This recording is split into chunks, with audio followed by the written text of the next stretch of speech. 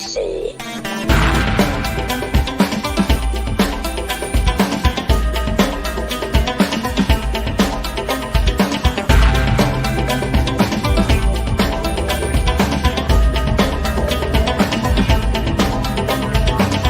Project Shadow starts now. Hello, everyone, and welcome back. The technology and I are fighting already, which means it's going to be a fun episode. I can feel it already. And today we're going to be talking about rants and raves because I wanted this to be a happy episode. And then, of course, I've got myself angry. So we're going to start with that. But if you don't know who I am, because there's been a lot of new viewers on this channel. Hello, my name is Charlie. You might know me better as sci-fi fantasy writer C.E. Dorset, and this is Project Shadow, where we talk about just about everything. And luckily, thanks to doing this on the YouTube channel for the recording now, I'm not alone. I have with me the glorious Glory, and I need a word that starts with T, the terrific Tom. That just doesn't feel right. I don't know. There needs to be a T word in there somewhere. But hey, we're here, and would you two like to introduce yourselves? Why? We're just, the regular. No. Hi, I'm Glory.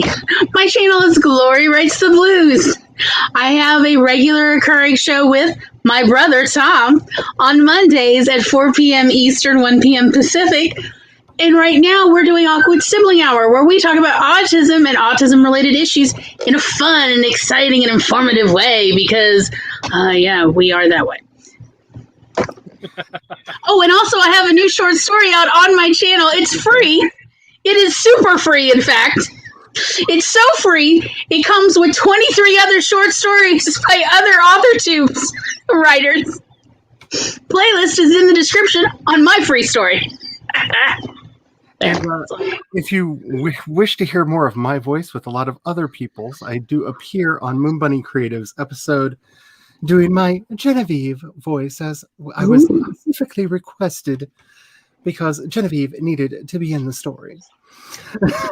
So nice. I love that I'm getting character requests now. Any intro that you would like to do, Tom? Oh, God. Yeah, I know. You knew it was coming. All right. And yet, I'm Tom. I'm often a co-host with Glory on our regular weekly show. And I just show up around places. I don't know. I'm an idea person with no place to go. Yes, that's a good description. A quick hello to the people in the chat. Hello, Eva. How are you doing? I hope everything is all kinds of well. I'm glad. I just discovered that a part of having an official artist account, which I have for this because of the music, I have a community tab already for this channel that I don't know what to do with. It appeared today randomly out of nowhere. So I don't know if I just got it for being an artist or if they're just passing them out to everybody now. So maybe check your channels and see if you have a community tab. Because at least for this channel, I do, and I have no idea what to do with it. That's awesome. So, okay. I will have to figure stuff out. I did not expect that until 1,000 subs, but hey, it randomly. Yeah, same. I've been like, when am I going to get 1,000? Oh, good Lord, another go. So apparently, put out a single, you start working on an album, and they will give you one. Just like commit to doing hours and hours of free labor on their behalf. And you'll be gifted with another way to talk to everybody. Okay. And you'll be gifted with a way of keeping more people engaged on their site so they can make even more money off of them. Hello, Megan. How are you? Hey. It is time. Thank you. I love the intro too. Mm-hmm. I love that song. I'm hoping to get a remaster of it done if I can find my masters of it, because the versions that I have really sound like they were engineered in the late 90s, early 2000s, and they need some brightening up, because I'd like to put that first album back out. But it's called an aesthetic, Charlie. Oh no, it's called for some reason, when it got re-encoded, when I re-encoded it, it sounds, all of the high-pitched noises sound like birds trying to peck your eardrums out. And so, yeah, I don't know what happened with the re-encoding, but they just need to be remastered. So I got to find my masters. Huh. But I know where they were, but then we moved office, and they're in a box over there somewhere. So that will be a thing. Oh, nice to meet you, Gloria and Tom. I know. It's yeah. I was surprised to see it. I was doing something, checking the tags on the video, and I looked over and I saw community, and I'm like, "What the hell are you doing here?" And I clicked it. And it was like, "Would you like to schedule? Would you like to give out a poll? Would you like to?" And I'm like, "Why are you here? Where did you come from?" Nice. But yeah, I actually will probably try to start using it for that, coming up with several ideas for what topics could be future episodes, and then letting people vote on them, because I think that could be fun. Alrighty, so I know I promised that this was going to be a happy episode, and it's just a little grievance, and that is I am so sick and tired. I'm so sick and tired of professional reviewers. I don't think that this could be a job anymore. I think the 20th century was fine back when there were like a few things coming out on a couple channels out and a few movies coming out to the movie theaters. Like, it was okay to be a jack of all trades back in the day, because you could be, a Roger Ebert and actually see everything that came out and have probably valid opinions about them, because they were all kind of general audiences work that was being put out, because for the most part that was all that there was, because everything was mass market, with the exception of the beginnings of the independent movie scene. We're now in 2021, and there's a lot of stuff that's being made for niche audiences, and watching general reviewers try to grapple with niche audience material is painful to me, and it's problematic because it hurts the actual score for these items. This rant okay, so my rage started because we watched over the weekend Fate: The Winx Saga, which is a new 6-part series season that is of the series that is up on Netflix. It is apparently based off of a children's show for preschoolers that they decided, hey, this would be an interesting show to age up and put them in college and have it be kind of a young adult story. Apparently, the creator of the series has been arguing for that to happen for over a decade now, but beside the point. I enjoyed it. I'll have a review up at some point. It was fine. There's one character I absolutely love. Tara is my heart. I was Tara like all throughout school. I love her. I will continue watching the show just for her. But I went to see what the reviews were because I was curious. And I saw, out of the 12 reviews, 3 of them were upset that a teen drama, a supernatural teen drama, supernatural teen drama. Okay. Well, that's weird. One of the reviews was really upset that they decided to age up a show for teenagers and didn't keep the Candy King color aesthetic of the original show intended for kindergartners. That's an interesting take. That's fine. But the question for me is, why are these people refusing to look at this show on its own merits? I was going to let it go and just maybe do a video about it later. And then I looked up the reviews for Lower Decks while I just happened to be there. How'd that go? So many of the top reviewers refer to the show as a series of referential humor masquerading as adult humor. And I'm like, it's a Star Trek show. What did you expect? They're not going to make references to Star. Like, the number of times they complained about the show referencing other Star Trek series in these reviews. I don't know if you noticed this, reviewers. It's a Star Trek show. That's kind of... There's a whole universe. There's a whole like history of Star Trek stuff that they're referencing, doing some really interesting and fun stuff with the lore, and having a lot of fun with... What did they expect? You know, honestly, I was impressed with Lower Decks when I first got into the show because I wasn't expecting anything above the caliber of maybe like the Robot Chicken Star Wars specials or the Family Guy Blue Harvest, you know, kind of thing. Yeah. And I didn't expect to get characters that I actually liked. I didn't expect to actually get a storyline that kind of actually goes through. I didn't expect it to give me feels at a couple points. How about just part where it's canon? Yeah. It's a show that's actually canon, that's humorous. And it was just really upsetting to see these people who are literally getting paid for their opinions. Like, what did you expect going into this? Because for me, like I said, I had very low standards for this. Star Trek has let me down so much, so consistently, for so long. Going back to Star Trek Nemesis. Like, Insurrection was but Nemesis. That movie was so bad, Tom Hardy almost committed suicide over the reviews. That's not a joke. That really happened. No. He plays Shinzon in that. We almost lost Tom Hardy. We almost didn't have Mad Max Fury Road in the glorious state that it was because this movie was that bad. And it's kind of like been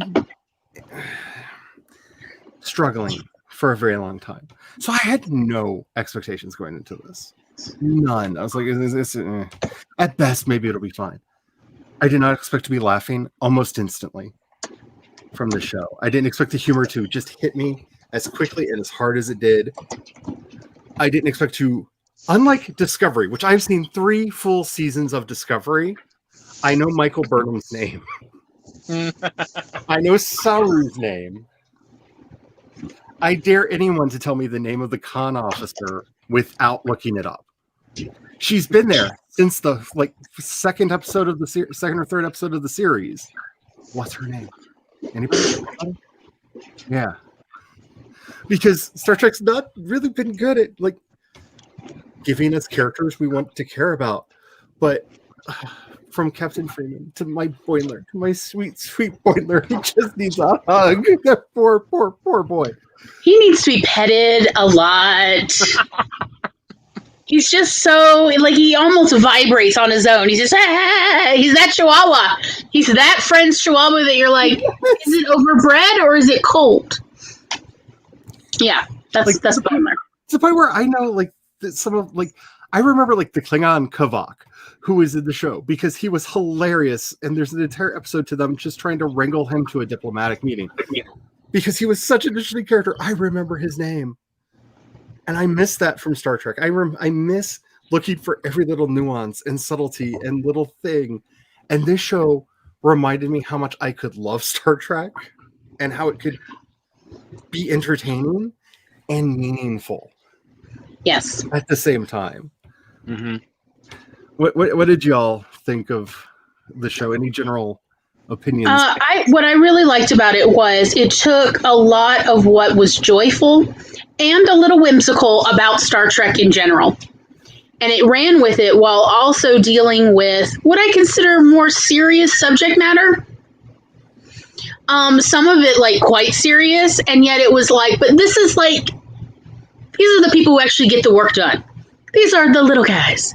And they're actually getting the work done. So they can't really think about the big philosophical stuff all the time. Because they have deadlines constantly. And, you know, I could really relate to that. But also it was still like, we're Star Trek. And that, I mean, we're Federation. And that means something. And I'm like, yeah, that means something. Because you're supposed to be the best of the best. This is the Federation. You're going out there exploring the galaxy, exploring the universe. This is like, this is what I'm expecting of people who would join the Federation in the first place, because there's no money here, apparently. I don't know. Like, currency is really wild in Star Trek universe, but nevertheless, they have obviously given some sacrifices to join the Federation, and they've changed potential lifestyles to join the Federation. They sleep in a hallway? Are you kidding me? Do you know how big these ships are? And they sleep in the hallway like that's so Are hard. you telling me they can't afford a freaking door? No. We have to ration our doors. Are you kidding me? Yeah, so they're sacrificing. Whoosh. I would like a door to go whoosh. Every time I go to the grocery store. I love I can't remember who it was on YouTube that did a let's look at how big the Enterprise Galaxy class is, which means how much of this ship is empty. Like absolutely empty. Just like you could just run scooters in it. You could roller skate, you could rollerblade your way. There's an entire floor that's underwater because that's where all the dolphins and whales live. Yep. That's how big this ship is. I'm still disappointed. I was hoping to get at least a cameo of them the first season, and I'm a little disappointed that they couldn't cartoon me up a whale or a dolphin. Just saying. Gene fought for that, and the studio told him that they had to use puppets, and he was just like, real dolphins are nothing.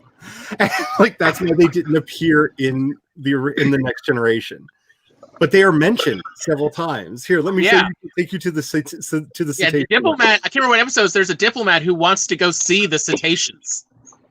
Like, it was like, I want to go see the room. Yeah, they're called out several times. And E.C. Henry, I don't know if it's the video that you're talking about in particular, but E.C. Henry... I do follow them, so probably. Not only how big the ship is, but did this wonderful computer animation where he took the entire crew, had them stand one person apart on the hull of the Enterprise. So you could see this little bit, like you have to zoom in to see them. These many people are in this ship.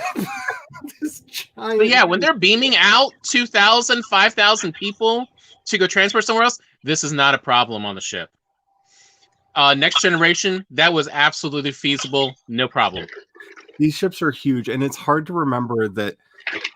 Canonically, I believe the Enterprise D was 1.5 kilometers long, and I believe 2 kilometers wide.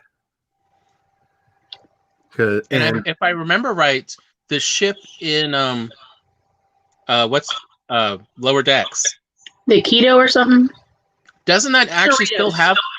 Isn't that still have the saucer section of the D? Yes. So I mean, they have enough space for every single person to have their own room. But we're not going to let you have a room. You have to sleep in a hallway. Like a refugee? Like, excuse me, what? Star Trek's mean. Like, the Federation is mean to its personnel of, no, you must suffer if you really want to be here. I just, it cracks me up more than anything that they made that decision. And the other thing that really... But, like, look, if I had a choice of, like, Glory, you can go out into the galaxy and you can, like, mop floors and sleep in a hallway, but you'll be out exploring the galaxy, I would still be like, this is a hard decision. I'm really leaning towards sleeping in a hallway. Like, you know, a person with, like, no, like, home. Sure. Yeah, I will do it to get out there in space. And, you know, maybe kiss some ladies. I don't know. I'm ready for this. Would you like to be a slave to the Federation? But you get to travel. Okay, so I just don't even know. Okay, so the other thing that I love about this show is how it, to me, Lower Decks is all of the Discovery shade you could throw at a TV series and still be produced by the same company. Because remember, the whole premise of Star Trek Discovery is we're not going to be about the captain, so we're going to see what the actual people on the ship are doing. That was the original pitch and premise of Star Trek Discovery. Not the show we got, but this is the premise of Star Trek Discovery, like to a T. It is those people on the ground that are just amazing. And if you all are curious how we're going to talk about this, there will, I hate to say that there will be spoilers. It's a freaking cartoon that is kind of like Bugs Bunny in Star Trek. There's so much like randomness. I don't know that there is plot to spoil. I really don't know that there is enough plot to spoil. But we are going to be talking about the actual episodes and stuff. But I figured the best way to do this would be to try to break it down by characters. Because if we go episode by episode, we will be here in the forever stream until the end of days. And I have an aneurysm trying to edit this podcast into being. And I can't. Here to me is the real spoiler about this series. That very much surprised me, given it's a cartoon. It's a humorous cartoon. It is very, self-referential. Is that in this series, people die. Yeah. And they stay dead. They actually have permadeath in this cartoon series. Unlike even a lot of Star Trek series, they're going to do permadeath from the beginning. Yeah. And so that's very different as well. Like, that to me was the real spoiler of, wait, what? They're not coming back next episode? It's not they were near death, but we fixed them up. No, when people get hurt, they die. And they give us a Cation doctor who is the greatest. Like, I didn't put her on the list. I should have put her on the list, but I can't believe you didn't put her on the list. I'm horrified because, like, I have actually watched By the Scenes on that actress, and she's like, I'm playing an alley cat, like a dirty, nasty alley cat in a lab coat, and I'm like, you have me now. Go on. Yeah, she's the angriest alley cat that has ever alley catted in the history of alley cats. And before we get into like individual characters, I have to say the voice acting so good. They really picked actors who, like, what's his name? Jerry O'Connell is one of the voice actors. I don't like yes. him. I will be very clear. I have not. He's never been my favorite, but I enjoy him as a voice actor on this show. I was surprised because I hadn't placed his voice. I was like, who is this? I literally looked it up because I was like, who is this? And like, I was actually more like, wait, is this the same guy that I went through, 5-6 seasons of Sliders with? Oh, yeah, that's the whole thing. In that. I remember that show. I had no idea it was him until I went and looked up the cast. And it was just like, really? Oh, okay. So, I'm always surprised who's a good voice actor. Yeah. It never seems to relate at all to their real life acting. Nope. It is so different. So, since Glory brought her up, let's talk about Dr. Tiana. Finally getting to see a cat person again since the last animated Star Trek show. Series. There have been a couple of species specifically from the original animated series that they've brought back for this one that I have really enjoyed.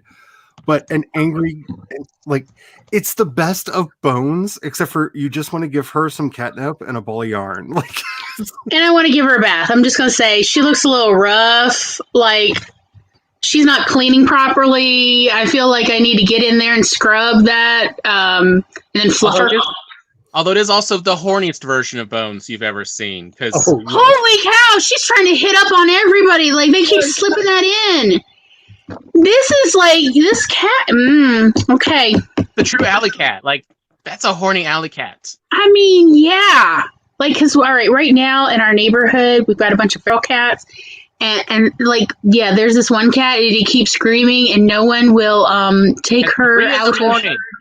Yes, she keeps screaming because no other cat will have anything to do with her in that way, I guess. And I'm like, will somebody please love this cat? And that is how I think of the doctor. Will someone literally freezing outside. It is 30 degrees outside. And she is at 3 in the morning. Because she's so horny.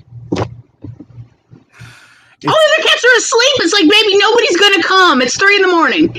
And that is exactly how I'm reminded of the doctor every time. So now I start imagining that feral cat in a little lab coat going, come on, will anybody love me?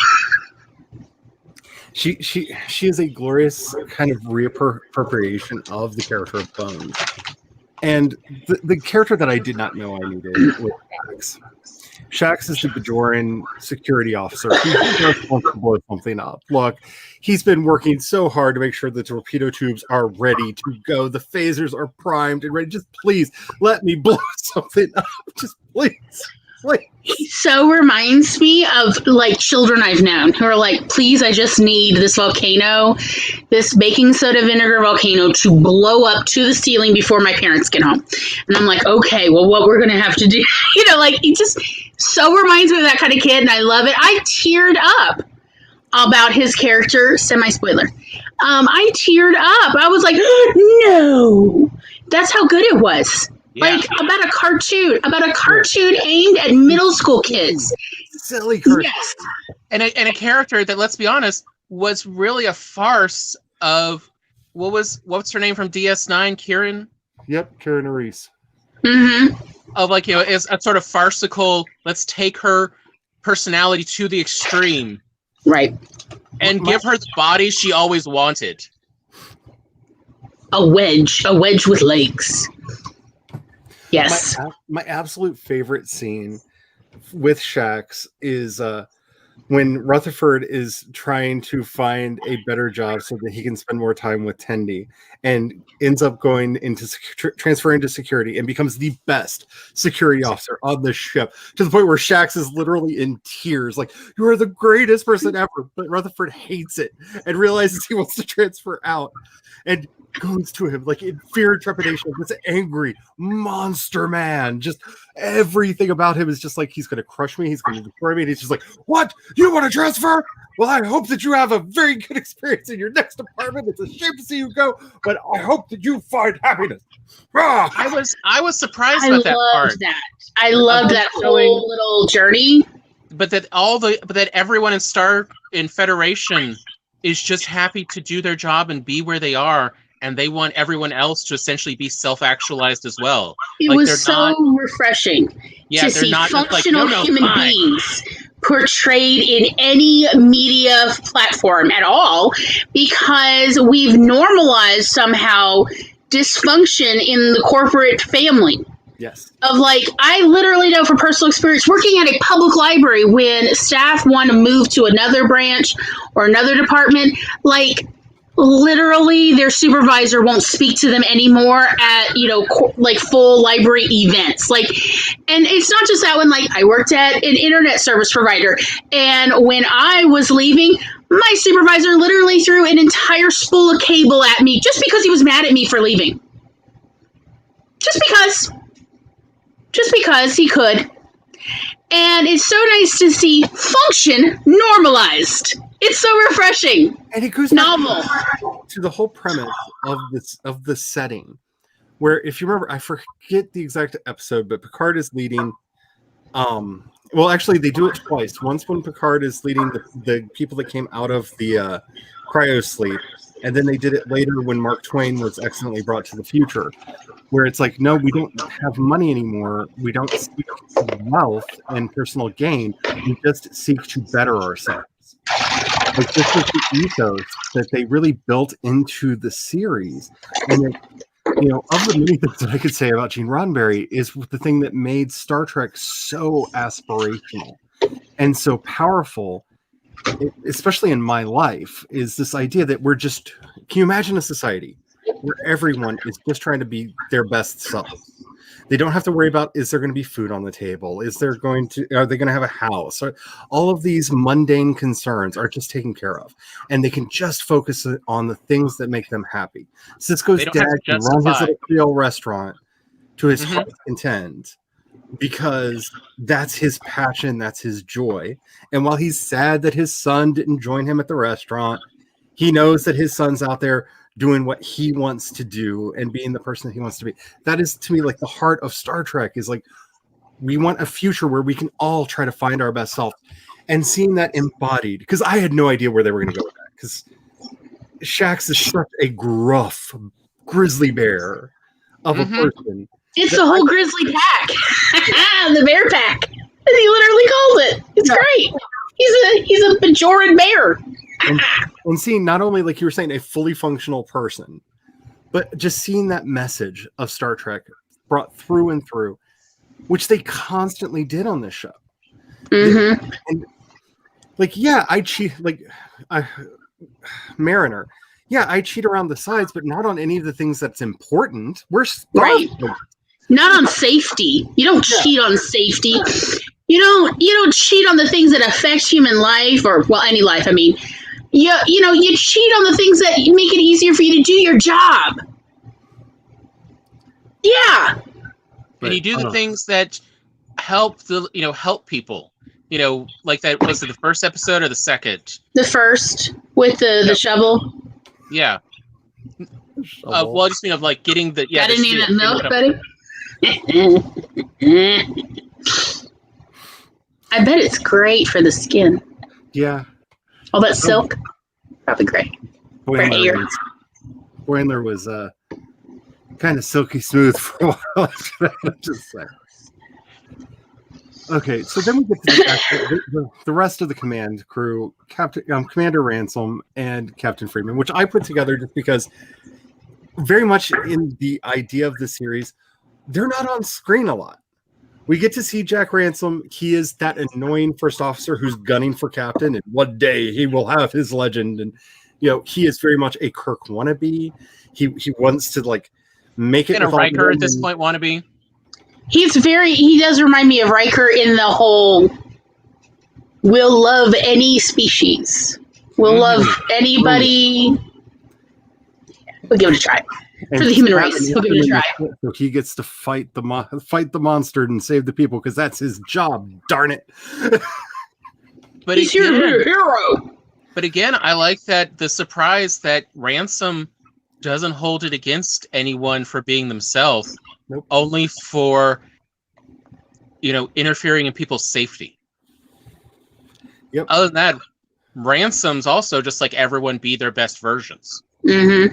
As much as you're expecting Ransom to act like every middle management, jerk. And he does to a certain extent. He does do it to a certain extent. But he also really does care about the people under his command. He cares a lot about his image, which is kind of the in-joke. The running gag on the series is that the command crew, the top echelon, the people that the shows are usually about, are all about image and face so that they can go on to glory, and everybody else is doing the actual work. And so when they make the videos, or whatever they're calling the movies, what is it? The holodeck movies about them, they'll look great. But Captain Freeman is an amazing character for me because, Ed, if you want to consider anything a spoiler, because again, I think you find this out in like the first or second episode, that Freeman is Mariner's mother, because you find it out very early on because she calls her mom. Oh yeah, it's the first episode because it's after Boimler reports back. But nobody else knows. Right. So they're trying to keep it a secret. And little than their dad, is also part of admiral. The true commanding echelon. And so watching her kind of deal with like wanting her unruly daughter and her cares and concern for the crew and her desire for like ultimate pure efficiency. I have had her as a manager at so many places that I've worked in my life who honestly, she cares. Like, you get her alone in a room where nobody's looking and she'll like open her heart and say something meaningful and then look at you like, what, you're still here? And leaves the room because, had a moment of vulnerability in front of one of the inferiors. Right. But at the same time, it's not off-putting. The episode with her and Mariner having to basically realize each other's strengths and weaknesses and start seeing each other as equal adults, like breaking out of that child-parent dynamic in a place where ideally all healthy family relationships go, where you see each other as adults. Like, yeah, you can't put her in the barracks. She loves the barracks. I mean, not the barracks. The brig. No, the brig. Can't put her in the brig. She loves the brig. She does love the brig. And I'm like, I can understand that. You get some quiet time and there's a door there. Yes, there's a door. They have doors. The prisoners get doors. I'm just saying. Don't you give me that Vulcan salute all sarcastically.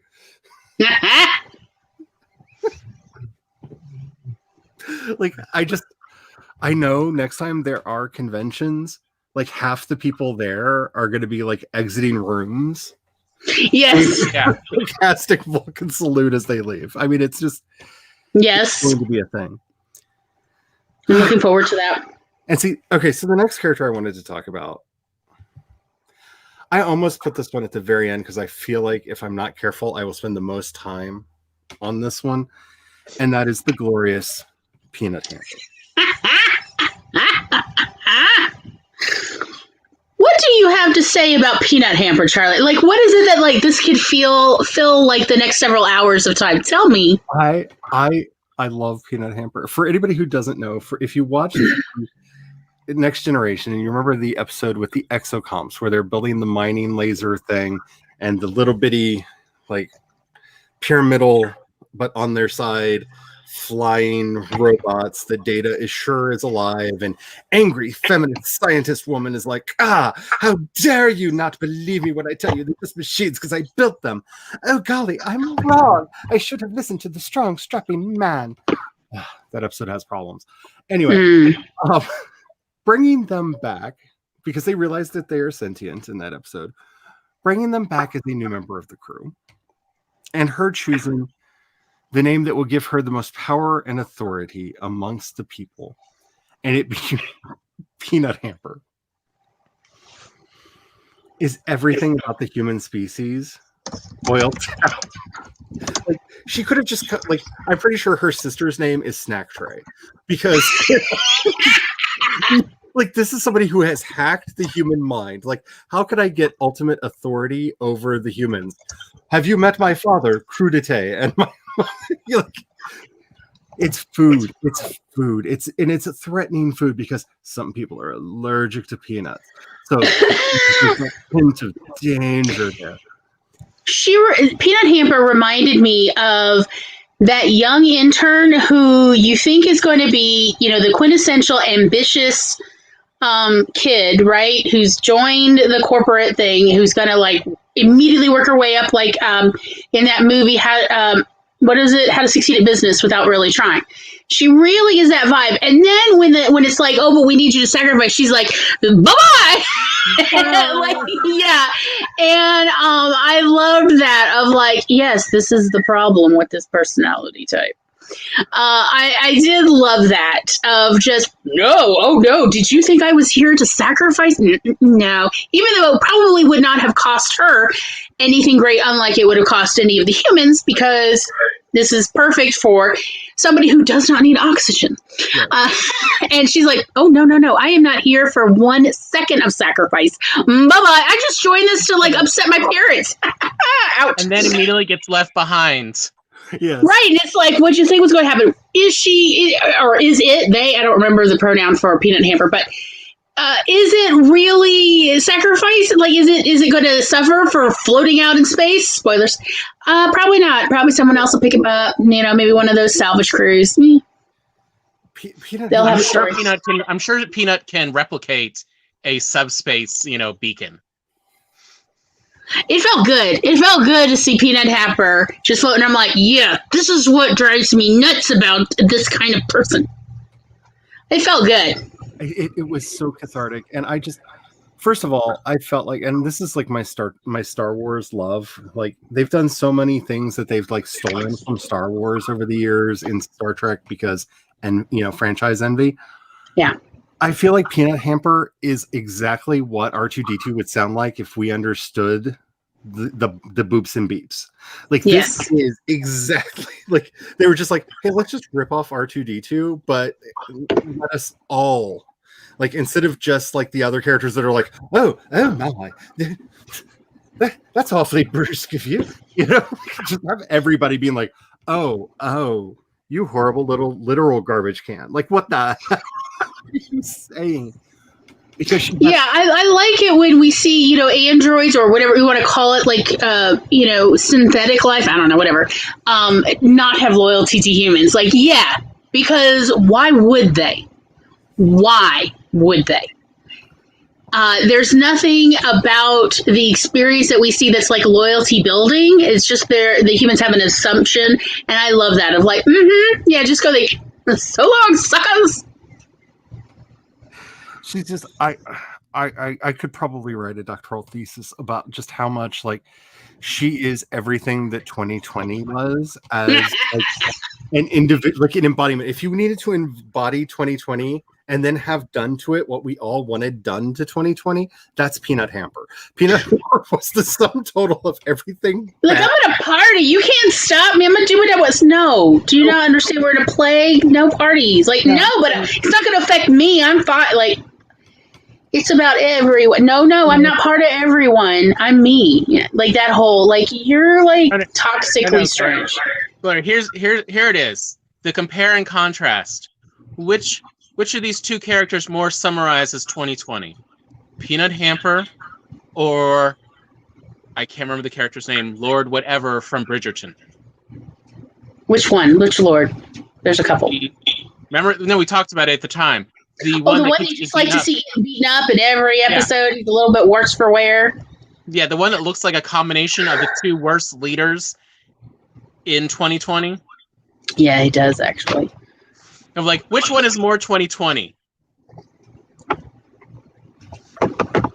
Having not seen. Why are you making me decide? Stop. Having not seen Bridgerton yet, I can't speak to It's the first 3 episodes. Every time you see this character, they are more beaten up. No, literally, like they're more beaten up. He has a face for smacking. I'm just saying. Hitting him. He deserves everything that happens to him, and it feels good to see it happen. It's cathartic. I have known some people that definitely had a face for smacking, and one of them works for us, and it's so hard because we live like, not that I actually would hit an employee, but just to try to prove that she had power over us, she looked up the labor laws in our state and was shocked that we're literally in the 1890s here. Welcome to Missouri. There, you have no protections. We are allowed to beat employees as long, like the rule of thumb is still on the book for employees. Like if employees aren't behaving well, we're legally allowed to beat them according to the state labor board. And I'm just like, there's some people that just make you want to do that. Like you don't, because you're trying to be a better person, and you don't want to just say the line to them, "Hey, we're starting up a fight club." Jared Leto. I've met so many Peanut Hampers, including like several that we've employed, and just watching a Peanut Hamper, whether it's 2020 or any of those individuals, get their comeuppance in a way that was so rewarding, and yet self-inflicted. Don't forget that self-inflicted. Yeah, self-inflicted, because that's what I was trying to say. Non-vengeful, because nobody did, like, it's not like they did something terrible to her. It's just like, no, all of her bad decisions. Oh, she brought it on herself. I need consequences in my fiction. I didn't know I was going to get it from the silly Star Trek cartoon. That's not where I thought I was going to get it from. But hey, that's where it was. Yeah, I'll take it. So I have really enjoyed the show. We're about to the main cast and about halfway through our recording. I was going to look into the chat real quick and ask if anybody needed a break. I see that there has been a lot of chatting in here. I see that Laura showed up and Kat showed up. Yeah, I was gonna say, once I remembered what it was you were talking about, I was like, wait, Winx Club. I remember seeing this. I think it was just slightly past our little sister's time, although she may have watched it. I've spent almost my entire life without cable TV. I have not seen it. It was a show in the early 2000s, and starting as early as 2009, the creator was trying to get this type of live action version of it made. But I mean, even in the story, they were trying to age them up. Like they were wanting to do cartoons of them being older. Because I really want to talk. I'm hoping I can find some people that have seen it, because I have mixed feels about how successful it was about a lot of stuff. But Yeah.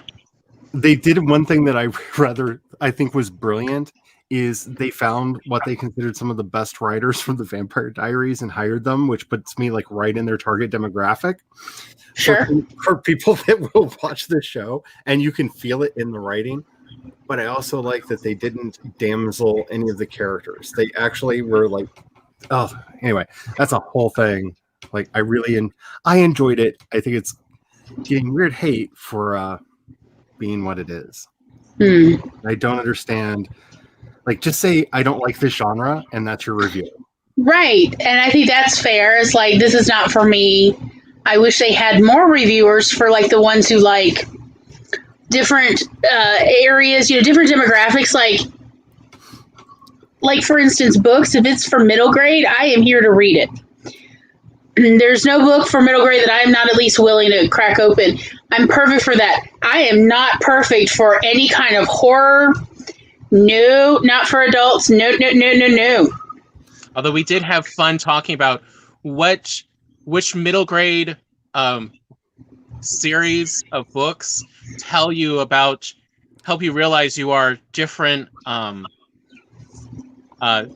would you call them? Like, you're How you know your sexuality? Yeah. So, yeah, because when I was doing research for Headcanon, I came across this like little Tumblr post about somebody was saying, this guy came up to him and was saying, "Oh, I love Rick Riordan." What was the series called? What? Percy Jackson. The Percy Jackson, and the guy was like, "Oh, so you're gay?" And the guy was like, "Well, actually, I am." And I'm like, "Huh." This kind of like thinking about the kids who'd come into the library who were really heavy into the Percy Jackson series, and I'm like, yeah, I can believe all those kids were gay. And so we were talking about what series from that age, time period, middle school through high school, what would it be? And I'm like, yeah, so I'm pansexual. How would that play? What was it like? Was it Babysitter's Club? Because I was really into Babysitter's Club, Sweet Valley High. And, I was like, I don't think those are pansexual series. We figured out it's a Hitchhiker's Guide to the figure it out. Yeah, so it's a Hitchhiker's Guide to the Galaxy. And what was the other one? Asimov. Oh, yeah. Anything by Asimov is like, yeah, you're probably pansexual. Because, his sci-fi specifically. But yeah. Because the Robots of the Dawn and stuff. But yeah, that's how we were like, oh, so you're gay. Well, how do you know if you're bi? People were discussing that. Good. Tangent aside. And just last note on that, like, this is the problem that I have with all of these sites. All of the numbers on the screen are crap. Mm-hmm. Because the 33% is they get to say whether they consider it fresh or rotten. So that's a binary number. Right. Out of 12. Not statistically valid.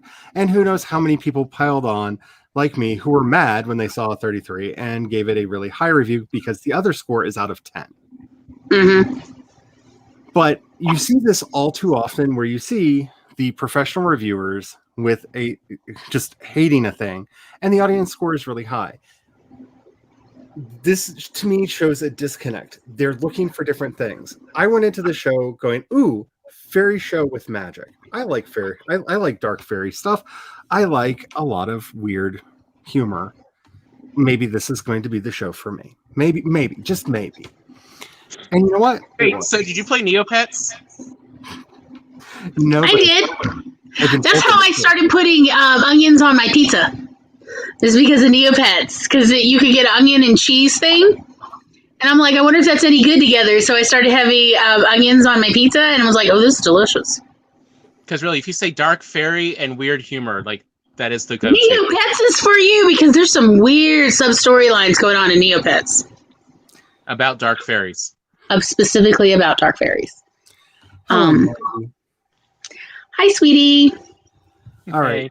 So just a quick question, being halfway through, does anybody want to take just a short, maybe 5-10 minute break before we get into the Do next? you want to take one? I actually would like to get a beverage because my beverage. Okay, then let's do it. I was just, if people want to roll on, I can roll on. Come. Marshmallows in the coffee. See, Maggie gets it. Yeah.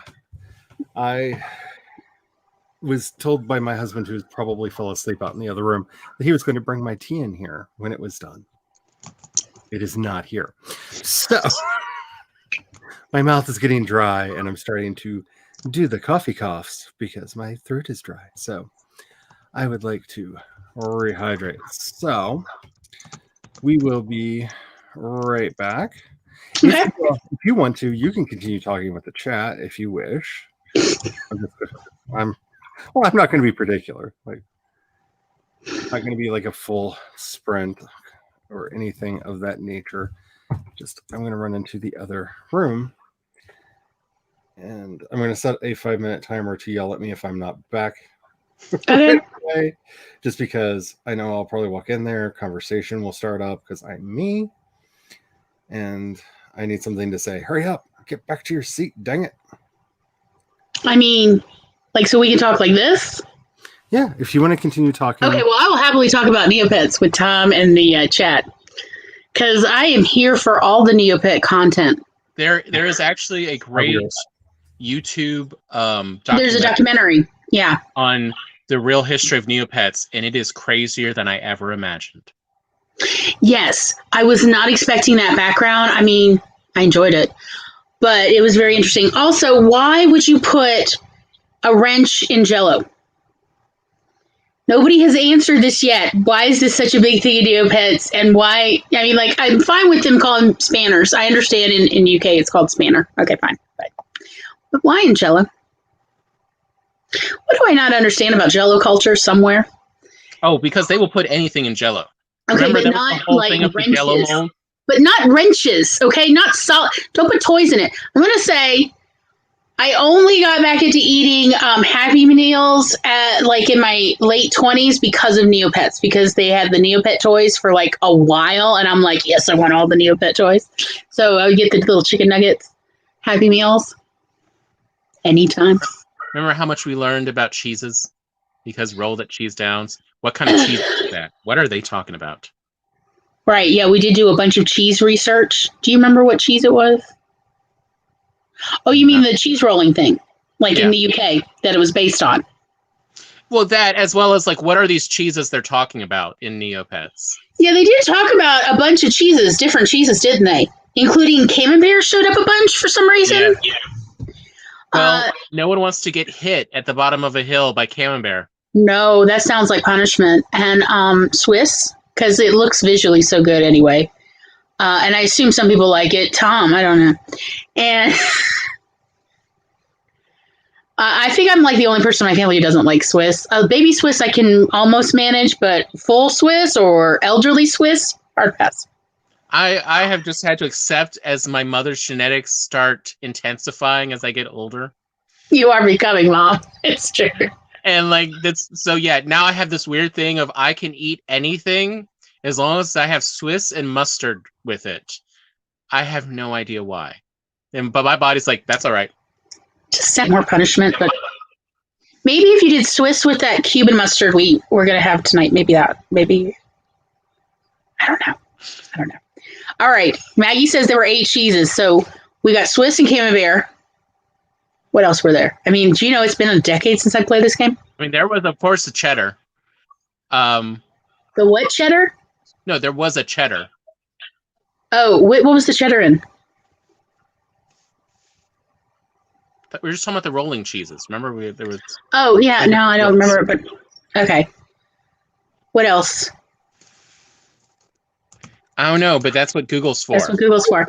Meanwhile, Maggie says, yeah, her daughter would hit the giant omelet. Hell yeah. That's how, like, you got all that food so that any food you did buy was merely for buying and selling.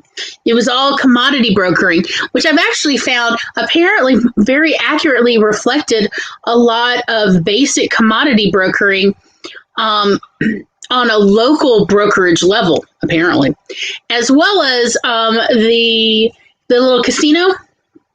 the little slot machine, also very accurately taught me how to deal with actual casinos for real, because it was like, who knew they'd actually train you so you can like figure out when you're about to hit it and when you won't. Yeah, like they train you how to do slots. How do you actually win at a slot machine, and also how to win at craps.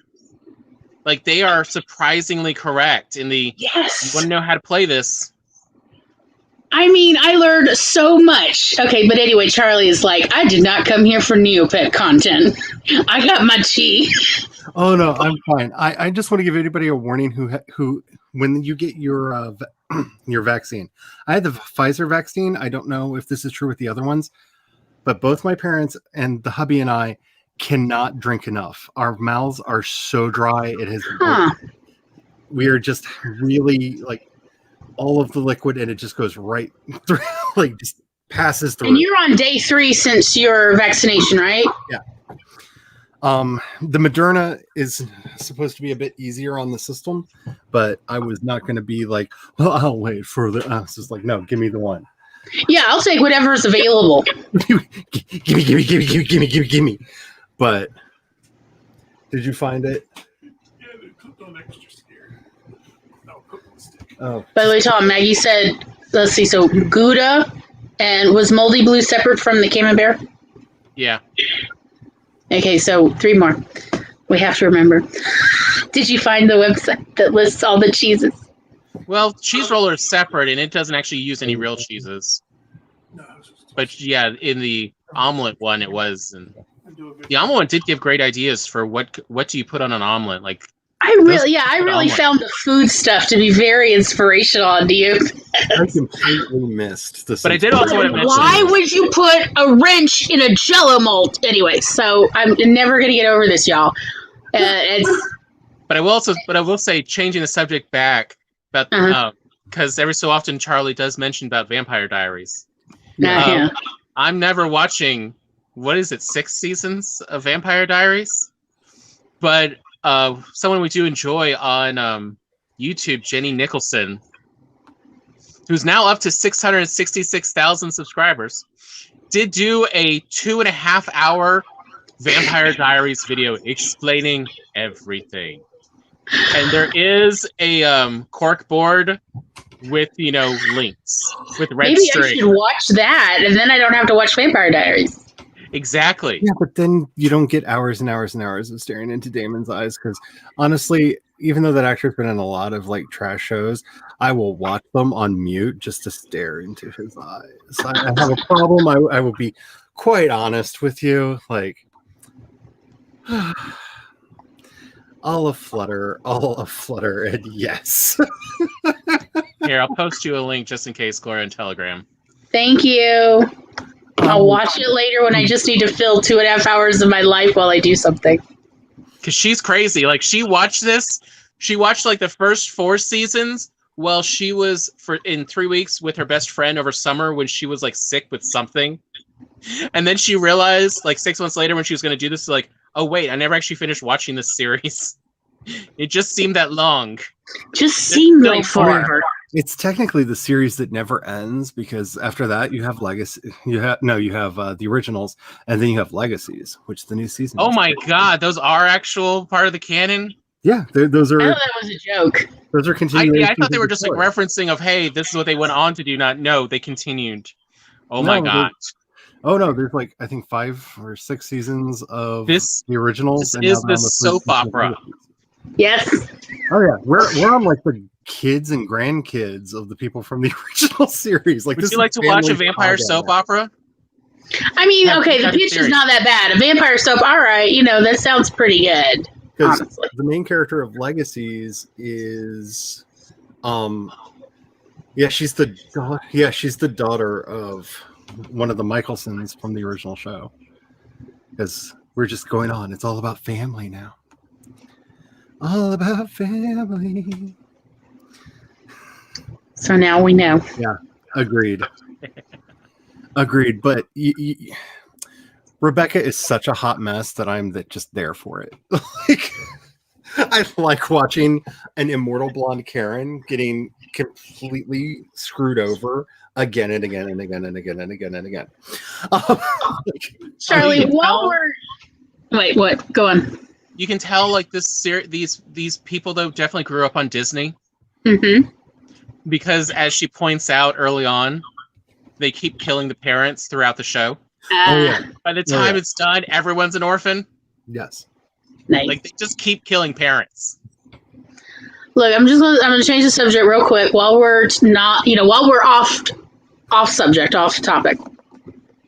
We watched the first 2 episodes of Hollywood as you recommended, Charlie, and we were very much of, what the hell are we watching? What is going on? Like the first episode's fine, okay? It's a nice, getting everyone up to speed. But the second episode, holy crap! And I literally stopped in the middle and like, what did Charlie get us into? Did I not, Tom? Did I not? Yeah. It is a Like, Ryan what's Johnson that fever you dream. get me to watch? It is a Ryan Murphy fever dream of an alternate history of Hollywood. And Are we? Do we at least get what's his name's character punished? Yes, eventually, kind of ish. Yeah, because I'm literally reading a Time article about this incredible long article about it, and I'm like, they're literally calling the agent what is his name? The one that went to jail, the sex, Weinstein. yeah, Weinstein, the Weinstein of his era, and I'm like, Yeah. It is an alternate history of like epic proportions. What if They the get- world was a nicer place? yeah, Here's what we could have done. No, I think the moral of the story is everyone should be a gigolo because that's how you get ahead in life. I mean, I don't think you're wrong. Well, that's just Hollywood, and that's just they're all INFPs. That's their handshake. Yes, Because I just have to say it's true. the sheer amount of just horniness that pervades that show. That's everything I know about, that. Look, Tom and I could not walk the streets of Santa Barbara without us both getting hit on by strangers or complimented to the guy that we were with, who we were staying at his house, of like, you look like you're doing pretty well there. And the guy's like, yeah, I am. And then afterwards, he's like, hold up, was he talking about Tom too? And I'm like, yeah, he's got those great girls. Like, and I was like, it's fine as long as I'm the prettier one. I'm not. I know I'm not. I mean, It's at the fine. time, yes, I was shaved. But he had these gorgeous curls. I can't imagine you without a beard. But then again, I've never seen you without it. So Probably just as well. trying Anyhow. to achieve chin type is not my thing. It dropped I do- 20 years off my age. I do have one superpower when it comes to guessing what humans look like, and it's completely useless and wasted on me. And I once broke one of our chefs because he thought I was lying. Oh, I can tell by looking at somebody what kind of nipples they have, and I will read a bitch if they're like slightly off center. And he was like, "No, you can't." And then I described what his nipples look like, and he's like, he immediately grabbed his chest. I was like, "But they're perfect." And I was like, "I bet you they're not. That one's going to be a little bit lower than the other one." And he ran to the bathroom and came back and was like, "Where do you have the hidden cameras?" And I was just like, I have one superpower. It's completely and utterly wasted on me because I don't care about nipples at all. But it's the one superpower that I have. I it's proof that there is a God and he has a sense of humor. Because I know many a straight man that would love to have that ability. Completely and utterly wasted on me. Alrighty. And on that note, the beloved, the all-holy Rutherford. Rutherford, What a sweetheart. Samanthan Rutherford. Yet another one of you're going to cry at the end. My poor sweet Rutherford, who I have to Those jerk writers are going to make you cry about a cartoon character. say, The audacity. audacity. Rutherford was my spirit animal. Rutherford was kind of my gateway into the show. And that when you first meet him, I was just like, he seems so familiar. Why do I identify with him so strongly? And then watching him and Tandy date thing, yeah, his awkwardness, his inability to understand how the humans play, and just like I've had one of those days where the logic circuit in my brain got utterly turned on and I could not comprehend what was going on. It would suddenly shout at people for making illogical statements. And I'm pretty sure I've also been switched over into Klingon mode, and I went into psycho attack posture just because I identified with him so strongly. And he was such, and I really feel weird saying about this about it, because he's a freaking cartoon character in a series that does not take itself seriously. Like, I can't stress that enough. This is not Avatar: The Last Airbender, which is telling a story, like a serious story through animation, right? This is a wacky, this is Bugs Bunny does Star Trek in so many ways. It is nonsensical, it is ridiculous, and yet his character is so well written and constructed. I know him, I am him, I have always been him. Rutherford. Such a sweetie. He's my heart. Like, I don't, like, honestly, I just want to like put up a picture of him with like candles and like roses in a heart, just kind of constantly circling around him, and just be like, let us just sit here and take a moment of just love for Rutherford right now. Rutherford really reminds me of most of the engineer personality types I've known in my life. You know, like, if you're like, hey, can you help me push together this weird thing? They're like, sure, let's go get all the materials. Let's blow this rocket up or whatever, you know. Yeah. And they're the kind of people that help you make like little dreams come true. You know, any little idea you have, they're like, yeah, let's do it together. It's such a sweetie, so kind, you know, and definitely like I can understand his priorities. Like, why did the door give me a malfunction? Like, that's what he's thinking about while kissing. Like, man, I can relate. Yeah, I've gotten distracted. And he's all about like having the best like equipment, and like just when he and Tandy stole all of the fancy new tricorder thingies, that was just like my everything, because no, this one's the better one, and they were just gonna rip us off anyway. So yay, you stole some too. Just the joy, because let's be honest, they just didn't have the replicator rations or the pattern for it, because this is Star Trek, and with very few exceptions, all technology is infinitely replicable. Mm-hmm. Yep. It's just the captain being a bicha that they didn't have them on the ship to begin Yep. with. And amen. Oh, just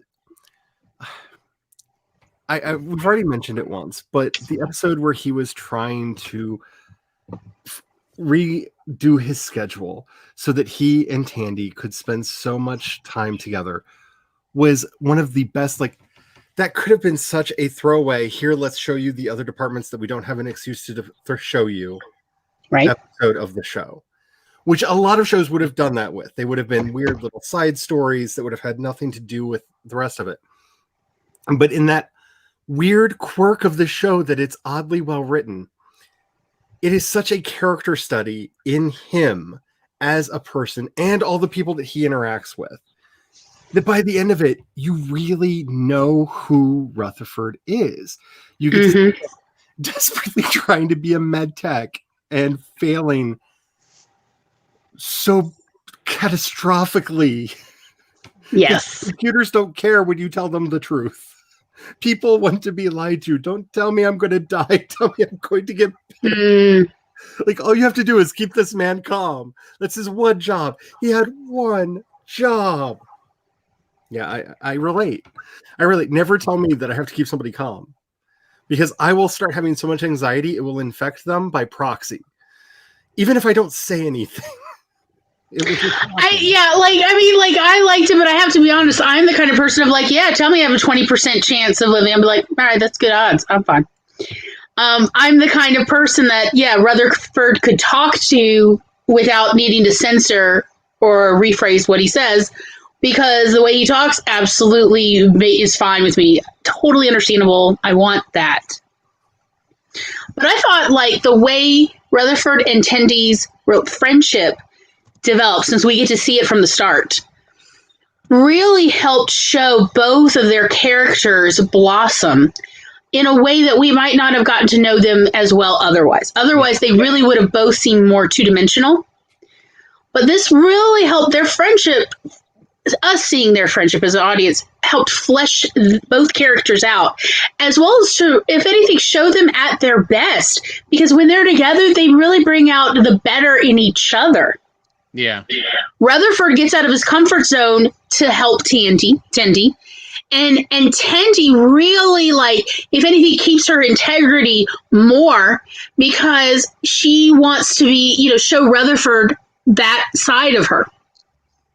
So I really enjoyed that friendship being part of the show. Especially because he's a character that we've seen 1,000 times on 1,000 Star Trek episodes. He's either that tech that gets brought in for that one special episode that we never see again, or the prototype that so many, from Miles O'Brien to Geordi LaForge, is based on. And to make him feel like a unique character in and of himself. I mean, for goodness sakes, Discovery had, I think, 6 of these characters that are all interchangeable in my head, and one of them died. I think her name was Arian. I think. Haven't they actually killed off a couple of? I have not been able to keep up. I got to be honest with you. Bad with the names on that show because didn't they kill off one in the end of season 2, or they didn't make it into season 3? Yeah, and I got real confused about what that person's purpose was in the first place.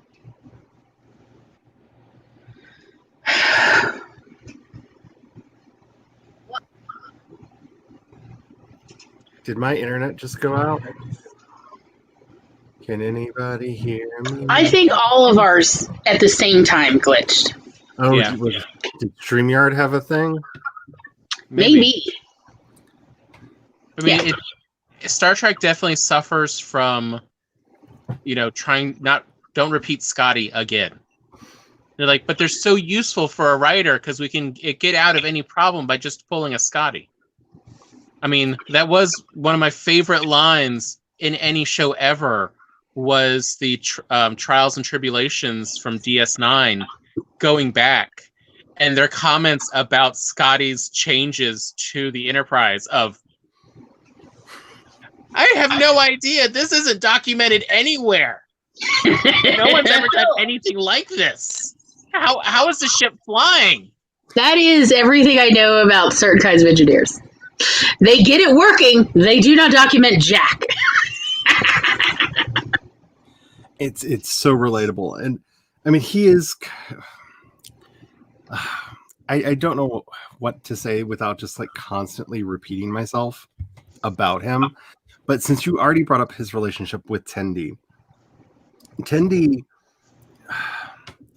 breaks everything that I know, and I really need somebody who's like has authority to explain to me the canonicity of Enterprise, because they make reference all throughout season 3 of Discovery to events in Star Trek Enterprise, which makes me feel like it is canon. But both that series and this series completely ignores everything we learned about the Orions from Enterprise. Do Orion women have the pheromone thingy where they can enslave everyone? Is that a thing? Is that not a thing? Why do they never use it anymore? Like, it's a whole plot point. It takes up like 3 episodes of Enterprise. He's given an Orion slave, 3 Orion slave women, and they take over the ship because all the men's are, and a couple women's who we discover are at least bi, can't help but do everything that they ask them to do because pheromone powers. Yep. Well, were they maybe trying to infer that it had to do with that little bug thing on Boimler? That maybe they had that thing, what was it? Like, I know what did he keep yelling? Something insane, like lover? Oh, that's right. He kept yelling lover. Lover. And maybe that's what they were trying to infer, that these women had that, and that's why they were like irresistible. Because the way they tried to reappropriate the Orion slave girl in Enterprise, as Enterprise realized that, kind of not a good look on the series as a whole, is that they're the ones that are secretly in charge, but they know that they produce this pheromone that like literally makes all men stupid.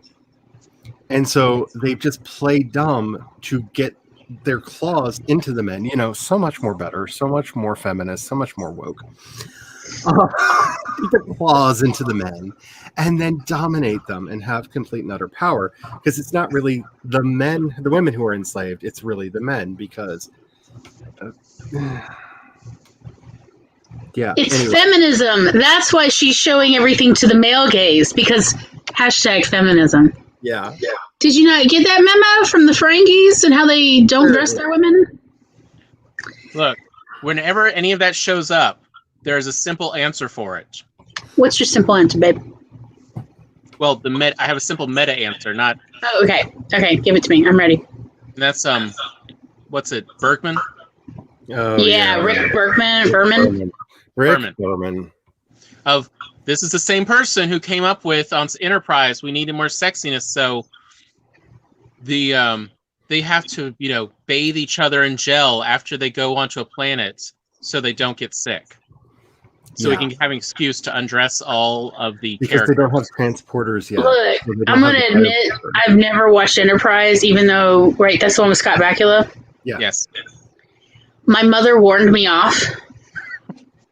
For real? Because, look, when I was a kid, I was seriously in a Quantum Leap, so I was here for Scott Bakula. And Mom, who had cable, and I didn't, said she watched 2-3 episodes. She was like, "You're not missing anything, don't worry." Because I was like, "Can I come over and watch it?" She's like, "You're not missing anything. Don't come over." So I never saw it. First 3 seasons, just watch the Phlox-centered episodes, because Phlox is the greatest character, not that show had, and the best doctor that has ever been in a Star Trek show. I love Phlox with all my heart. Season 4 is actually good. Season 4, unfortunately, they finally went, "Oh, maybe we should do a Star Trek."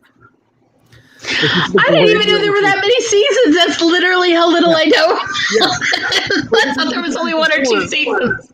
And the other thing that you should watch is the credits, because they subtly changed the credits music for each season, because the problem was not the show, it was the version of the theme song they used, apparently. That was going to save them, because I feel so sorry for the dude who sings his heart out, because it's the only Star Trek show that has lyrics in its Yeah. And it's a song that was literally written for Celine Dion, and she said, "Oh, too cheesy. No. And they picked That's up. right. Celine Dion said it Do was you cheesy. realize how cheesy it has to be for Celine Dion to be hard pass? Because she sings some stuff that I'm like, how did she do it with a straight face? It's called "The Way of the Heart," and wow, that's something. That's She sang that song for Deadpool. yeah, okay, because was it written for 7-year-old? Celine will go cheese, and she will, among friends, bark like a dog for a joke. Yes, she is not stuck up. Nope. As a little dog, she'll bark as a little dog, and hop apparently. Yep. Yeah. That is Celine. And she did, and when asked about it, she was not angry that someone told. No, she's like, "Yep, I do." Yep, yeah. I look Celine Dion appreciation here. I just need somebody to give me some sense of because first of all, I've always said Star Trek does not have a canon. Star Trek has never had a canon, right? Because they just wrote episodes and had a series Bible that was the characters have to be consistent. That's all that so it's like X-Files. Yeah. And the fact that they are more and more often using this term of the canon, this is canon. Okay, so you're establishing a canon. I need to know what's in and out, because Tandy is an Orion. That's a very interesting idea of being an Orion in Starfleet. Apparently 5 years before the start of our show, the Orions decided to stop constantly being at war and pirating and slaving and stuff. And at least some of them joined Starfleet. I would say at least some of them, not all. For all we know, there's still some. She specifically I says thought later on done that for at least in 5 Discovery, years. the Syndicate's still going. Yeah. I knew nothing about Orions before it. I mean, Tom had made some comments while we were watching Lower Decks. I'm like, okay. But I mean, like, you can be green and join Federation. All right. So I'm watching this show, and there's like so many things that could have been handled if just Tandy would have just gone in and gone, I don't know, super love me pheromones, and just like made it all better. But she never does that, even though it would have been in some ways the funnier way, because she doesn't like that kind of attention to force her to have to be like, love me, superpower, yeah. or even like just talk about her taking some regular treatment so she doesn't produce pheromones. Yeah, something. Like, if we're gonna say that this is canon, and it's mainly because Discovery Season 3 canonizes the whole temporal Cold War, which is the whole plot of seasons 1 through 3 of Discovery. And I said through 3, they kind of wrapped it up very quickly at the beginning of season 4. First episode of season 4, they're just like, we're done with it. Fine. Here's the answer. Here's the solution. Everybody's dead. Moving on. They just literally like, we're not going to leave it just dangling out there. We've technically closed off the arc. Now shut up. Forward. We're going to do a Star Trek now. But they bring it in Discovery. So it apparently happened. What did... Not all Orions. This is going to be like how Discovery also taught us that. I'm sorry, that Enterprise also taught us that not all Vulcans could do mind melds until apparently all Vulcans could do mind melds, because that series also forgets that by season 4, and like all the Vulcans are like, oh, I can mind meld. Come here, I can do this. Like when that's like a major plot point earlier, because they use it for a really bad AIDS allegory. If you want to just like talk about Discovery, we can, just because it would be fun just to watch your face go, they did what now? Like, just like completely without you having seen it, just because it would be wonderful just to watch humans have to react to, they did a what now? Oh yeah, she catches a brain disease from a mind rape because reasons, I don't know, and AIDS allegory thing. Star Trek, stop doing allegories. Just stop it. Just do the thing.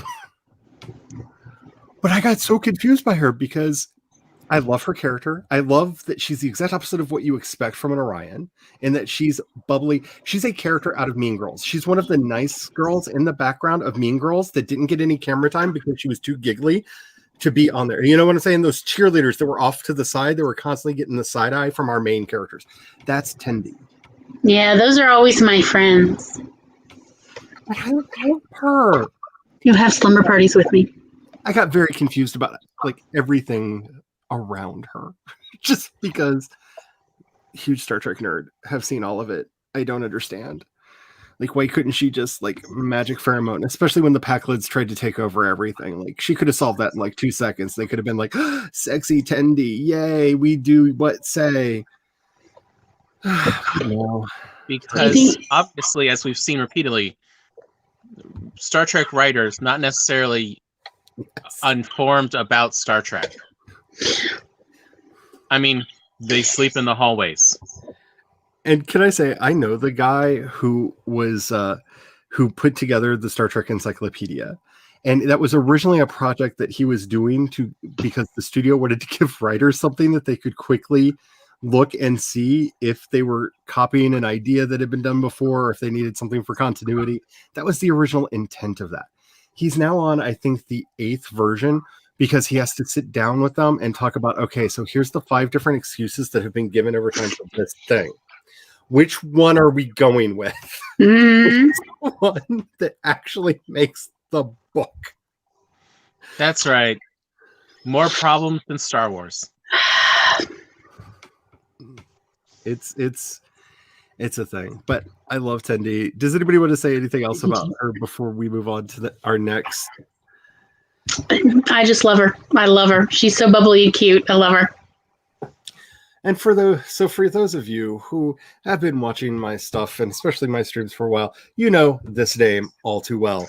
The great Ensign Brad Boimler. You've even heard his name invoked on numerous occasions when we declare the Boimler effect being in effect on the streams. Oh, Brad, I dated you so many times. I have had so many Brad Boimler boyfriends. I think I may have married one. Brad. Oh, Brad. First of all, no greater name could have been given to this character than Brad. He is such a Brad. Like, if you've never seen the show and you want to know what Boimler is like, just think to yourself, close your eyes, unless you're driving, close your eyes and think, Brad. Oh, yeah. Yeah, that's about right. Can confirm. Yeah. Can really confirm. Yeah. And yet somehow he is still a compelling character. He's the closest thing we have to a main character on the show. He gets probably more screen time than any of the others, except for maybe Mariner. But that doesn't really count because Mariner is always on screen with him for the most part, with very few exceptions. She crashes a bunch of his scenes. Yes.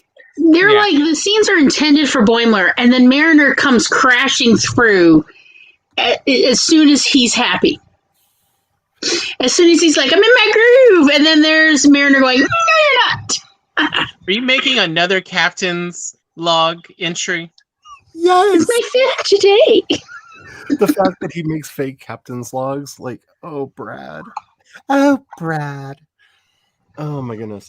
So I think the quintessential episode for him, for me at least, is Boimler's girlfriend, where you find out that Boimler has a girlfriend, and Mariner is just convinced she is some monster that is trying to kill him because she's way too hot and capable to ever be interested in Boimler. And also, like, she's a lieutenant. She's got her career going. What did she want with this guy?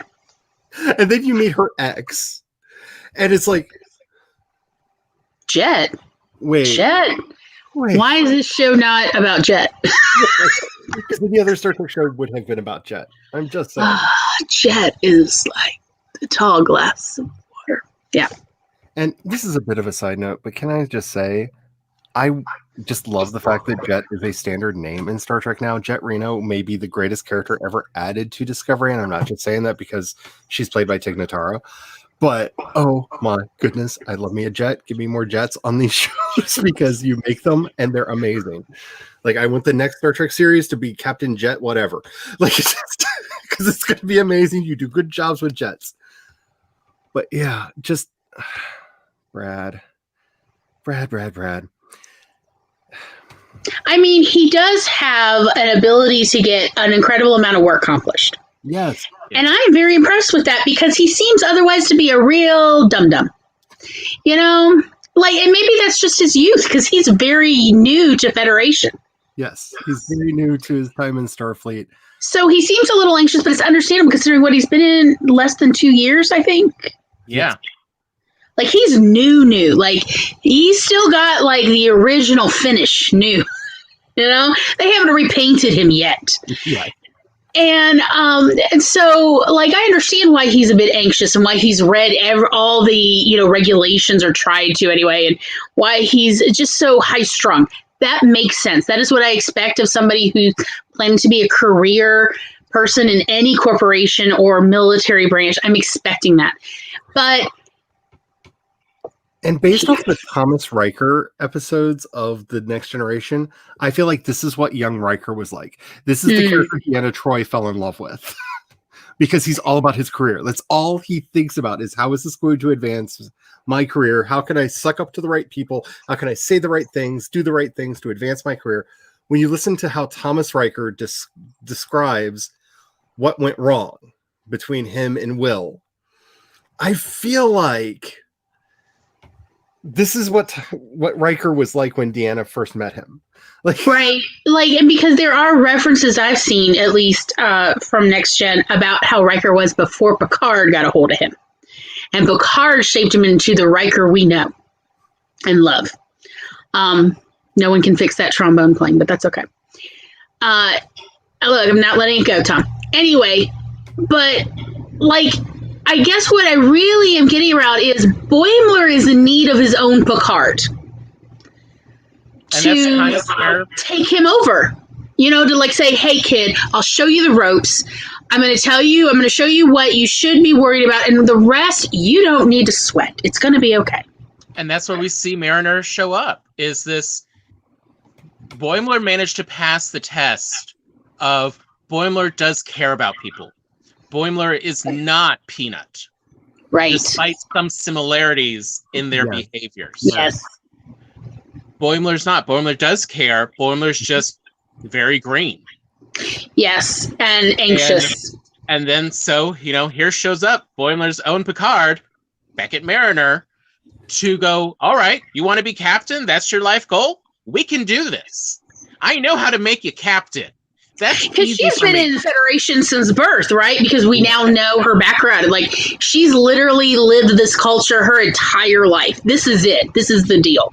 So And if she's an old hand. And she knows, even if she won't actually admit it to anyone, if she wanted to, even by now, she could be captain or at least commander anywhere in Federation if she actually wanted to. But she doesn't want to. That's why she's not. So she's like, oh, that's all your goal is? Oh, that's simple enough to do. I know how to make you do that.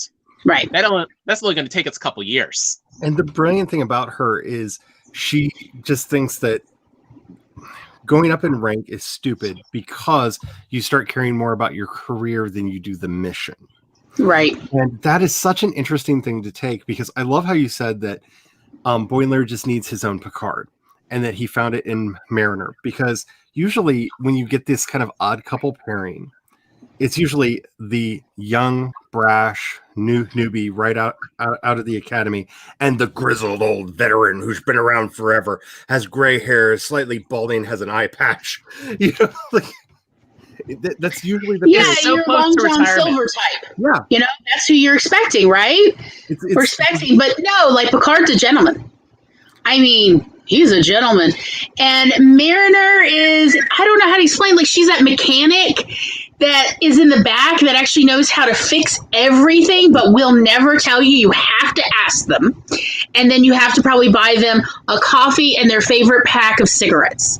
That's that kind of person. And it's like she is a kingmaker, if you think about it. unless she feels it's the absolute right thing to do, and then just get out of her way because she's going to do it. And Let's say I was just watching a video earlier today, and I haven't finished it yet. But the first half was definitely very good and very good explanation about the rise and fall of the Manic Pixie Girl, and she pointed out, like, really though, what made them. And I was surprised at the movies she didn't mention that I thought actually had rather Manic Pixie Girls, but the positive form of them, which. To me, the Manic Pixie Girl is simply a updated, modernized version of what the trope that used to be called the magical Negro.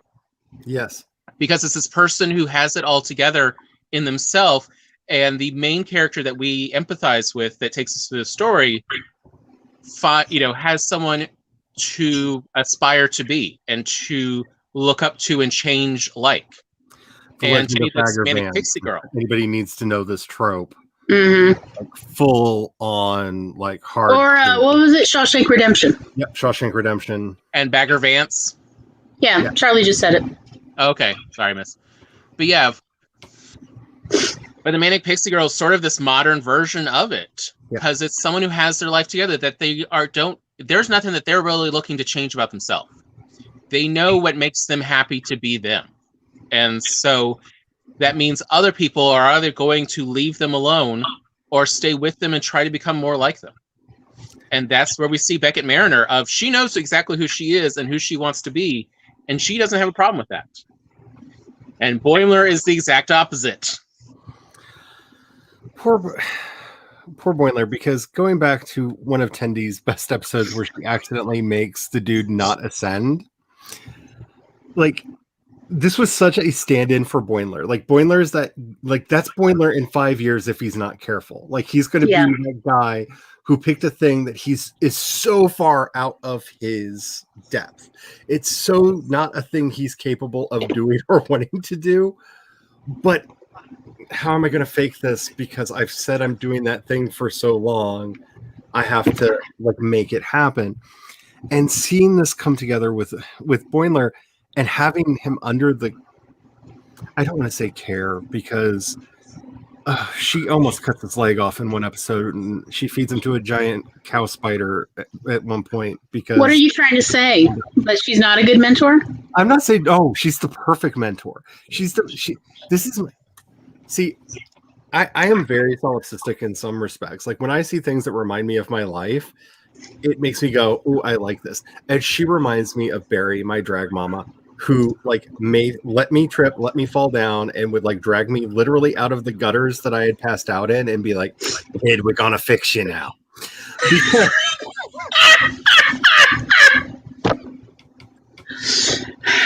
those are the best mentors, right? They have to trust you to make your own mistakes, but at the same time be subtly engineering things in the background. Yeah. The episode where she literally hires a friend of hers who's a Ferengi to give him an emotional boost, where she's just like, "No, I'm sure we can trust him. He's fine." And literally, he's the shifty Ferengi who's constantly rubbing his hands together while his eyes twitching, like all of the tropes of the bad guy who's out to get you. And Merida's just like, "Nah, it's fine, dude. He's fine." Because she knew that he needed that self-esteem boost, where he proved her wrong. Mm-hmm. Like, she has his best interests at heart, but she is not above letting him faceplant as hard into the wall as he can, as long as she thinks she can put back together the pieces that hit the ground. Because that's how you really learn. If you have a mentor who's keeping you from doing mistakes that you could learn from, they're actually hurting you. Because until you've done the mistake, you don't know what that is. Because especially, like, we talk about this a lot in writing. If you're watching writing videos or reading craft books to learn how to write a story without making mistakes, you're never going to write a story. Because every time you pick up a new one, you're going to read about some problem that some other writer had that you've never heard of, because, like snowflakes, our problems are unique to us. We all have a lot of them, and they rain from the heavens, and you won't know what yours are until you write your first story. There's actually a quick aside. That was actually a rant Glory had last week about a bunch of people on AuthorTube that do not admit what they write and put it under pen names and nom de plumes because they don't want to be judged. And it's like, how can we tell what it is you're actually doing if you won't even admit to your own writing? Like, also, like, just go up and say, "Hey guys, my writing is not perfect. It will never be perfect because I'm not a perfect I'm a perfect person." It's fine. But they're like, "Oh, these are the mistakes, and writers need to not make it." And then they are making the exact same mistakes in their writing. I'm like, okay, you're setting it up to be criticized in a destructive way rather than criticized in a constructive way that will help us all improve in our writing. So anyway, that was my rant that Tom got to hear. Yeah, it's a very, very good show. It is a very good show. And highly recommend Lower Decks. I've binged it. I don't know. I literally go to sleep to it and let it play on a loop. It's fantastic. I love that. But yeah, there's so many people that are here to give advice that I try to speak from my experience and tell people where I've messed up. Because hold on, if there's ways to mess up, I found them. I found some secret backdoor ways to really hurt your career. Like, I am really good at self-sabotage. So learn from me, and like I always say, be better than me. I really liked it when I cannot believe I can't remember her name offhand. Help me. Is it Nikki? Which one? Context. Let's play this game. The one who put out the book and then realized she should not have had that first chapter. Nicole Floor Thomas. Yeah. Who she ripped into her first chapter, and other people read it, and they commented on her Instagram, "I did not notice it being that bad." And she's like, "You're so kind. I'm still changing it." And I'm like, but you know what? She was being transparent about it. Yeah. And that's the important bit. And then also going over what changes she was making at the time as well as in the future, so she doesn't have the situation again. Right. That's actually what I want to see in AuthorTube, of the stuff happens. We all have Exactly. these random, you'd never see it coming, or else Yes. we would have already been prepared. Mistakes coming. Okay, now how do you work from it from there? And again, that's what Beckett's trying to teach Boimler of. Mm-hmm. It's not the mistakes that you know of, it's the mistakes you can't imagine that you need to understand how you need to handle the situation about. I think that also that it's okay to fail constantly. Yeah. Yes. It's Failure- okay to fail constantly because that's how you know you're learning.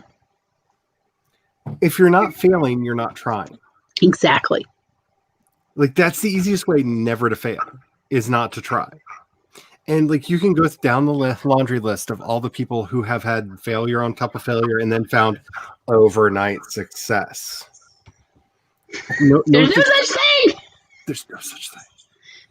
That's a trope. That's fantasy. That's not how reality works. It's how And- stories work, though. And I really like the message of this show in that, failure happens. Like, this was, in so many ways, the show I needed in 2020. Yeah. Yeah. Because it was like, people take themselves too seriously. Stop. People who want power are the people who shouldn't have it. Being obsessed over every little rule and detail doesn't get you anywhere. You have to do what needs to be done sometimes. Which is how you create Boimler's rule. It's how you treat Well, and we see that in the captain. She fails. She makes a big error. She really demoralizes her entire crew. Yeah.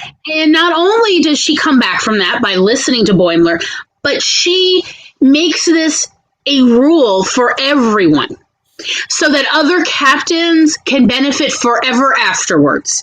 She's like, look, we all need this. And instead of hiding it, she's like, here it is. Let's put it on a plaque. It's going to be great.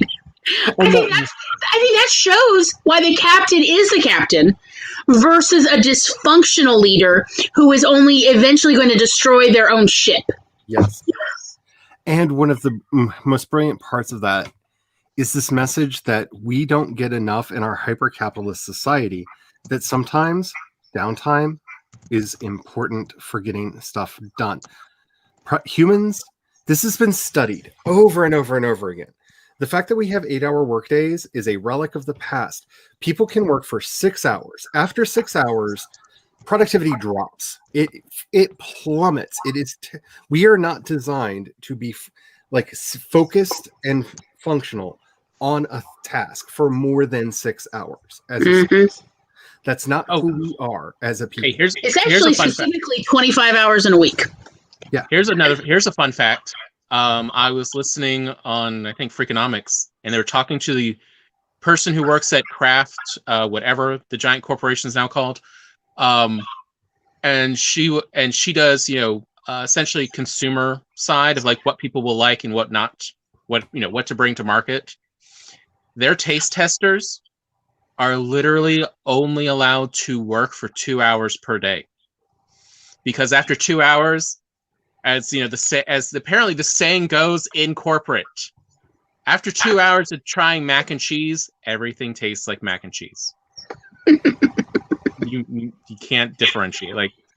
That much concentration for a prolonged period of time has very deleterious, whatever it is. It says a lot about our own neurology, our own physical abilities really do degrade after more than a certain point in any given time span.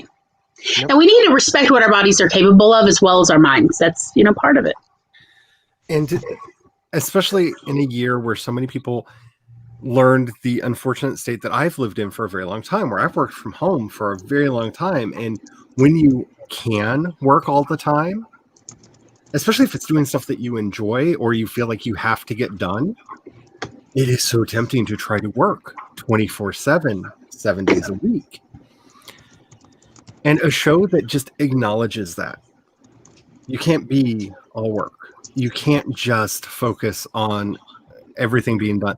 And going back to Scotty's Law, right? You never tell people how long it's actually going to take. Like, that's the greatest line in TNG. Like, oh no, you didn't tell him how long it's actually going to take. Because, no, You don't, because one, you don't know. And if you like, I know I can write about 1,000 words an hour. Like I have this down. Like I've done the spreadsheets, I've done the math. I can work 1,000 words an hour. If I tell you that I'm going to get 5,000 words done in 5 hours, my back is going to start having spasms. My knees are going to start acting up. My parents are going to call. My sister's going to call. There's going to be something that I have to write. I can't say I'm going to write 5,000 words in 5 hours. Because that's not how life works. You have to build in buffer time. You have to Buffer time. Yes. Buffer time. But also, I learned this lesson delivering pizza, and I could not get other people to understand this. And that is, no one's upset when you arrive 5 or 10 minutes early. They are incredibly upset if you arrive 5 minutes late. Yep. So. Always tell them a good additional amount of time that it's going to take to get there. Because 55 to 50 minutes and you show up at 35 minutes, hey, that's a great surprise. Oh, they're absolutely thrilled. But traffic and there's problems with the oven and you don't show up, at 45 and they said 35 minutes, what is wrong with you? Everyone's upset. Yep. And I don't want to say what the real time differences have been in what I thought was going to take versus what really happened with computer repair. I have I'll be done with this in 30 minutes. He's literally told me that. Oh, this one I just picked up this computer to fix. It's going to take me 30, 35 minutes tops. 3 days later, he is still slaving away on this machine. I'm like, what is it filled with, mice? What's going on? It's evil. It's filled with evil. Yes. I'm like, dude, do we need to lay hands on this thing? And it's I'm not going to say no. I have literally come to lay hands on computers with him. I'm like, come on, let us fill the spirit of this computer with goodness. Maybe it will help. At least we'll break up the static electricity. Because if it breaks down one more time, I'm just going to cry here. You know what? I'm just going to cry. I don't know what I'm going to do. I'm probably going to have to pay them to take it back. Look, he says all these things, but every time he has got it working. But yeah, there's a moment where you're like, it's not good. This is it. This is the darkness. Yeah. But yeah, you always put in buffer time for your estimate for them. So he's like, oh, this will take a week, 2 weeks. The next day, it's ready. And we encountered this as a nation this year when everybody, if anybody who has paid attention to politics, everybody was very clear because of all of the mail-in ballots. It's going to take days, if not weeks, to know what the results are going to be. Yes. And then because we are a society that prides itself on instant gratification, we had a wee little insurrection in our country because people just couldn't wait and didn't understand sometimes things take time. But we can't end our conversation on Discovery without talking about the recuperation of Riker that this show has performed for me. You mean Lower Decks? Lower Decks? Are we talking about Lower Decks? Or okay, just checking. Because, oh my goodness, Riker was always a character I could take or leave. I did not hate him, but I had no strong feels about him. And Riker, the only strong feel I had is, why do you always have to sit in a chair like that? Why? Okay, Glory, you know what this line is. What? You know what the line is, right? What? Why can't bi people figure out how to sit in a chair? Exactly. It's true. I have to admit, I'm there too. I sit in them weird. Look, I have gotten into chairs in the weirdest way where people have literally blinked at me silently because I came in from. Look, it's just look. When you're welcoming everyone into your sexuality, chairs make no sense anymore. I don't know what to tell y'all. I'm sorry. That's exactly where I was going. It's one proof that he is bisexual. He doesn't know how to get into a chair to save his life. But I'm just going to step over it with my legs. I mean, come on. You know at the Riker house, there is technically enough chairs because of is there a politically correct way to say that line now, that joke? Which I show, Connor? Where are you going? What do you call, two chairs at, the club seating Oh. for 4? Oh yeah, I don't think there's a. That's terrible. That's Yeah.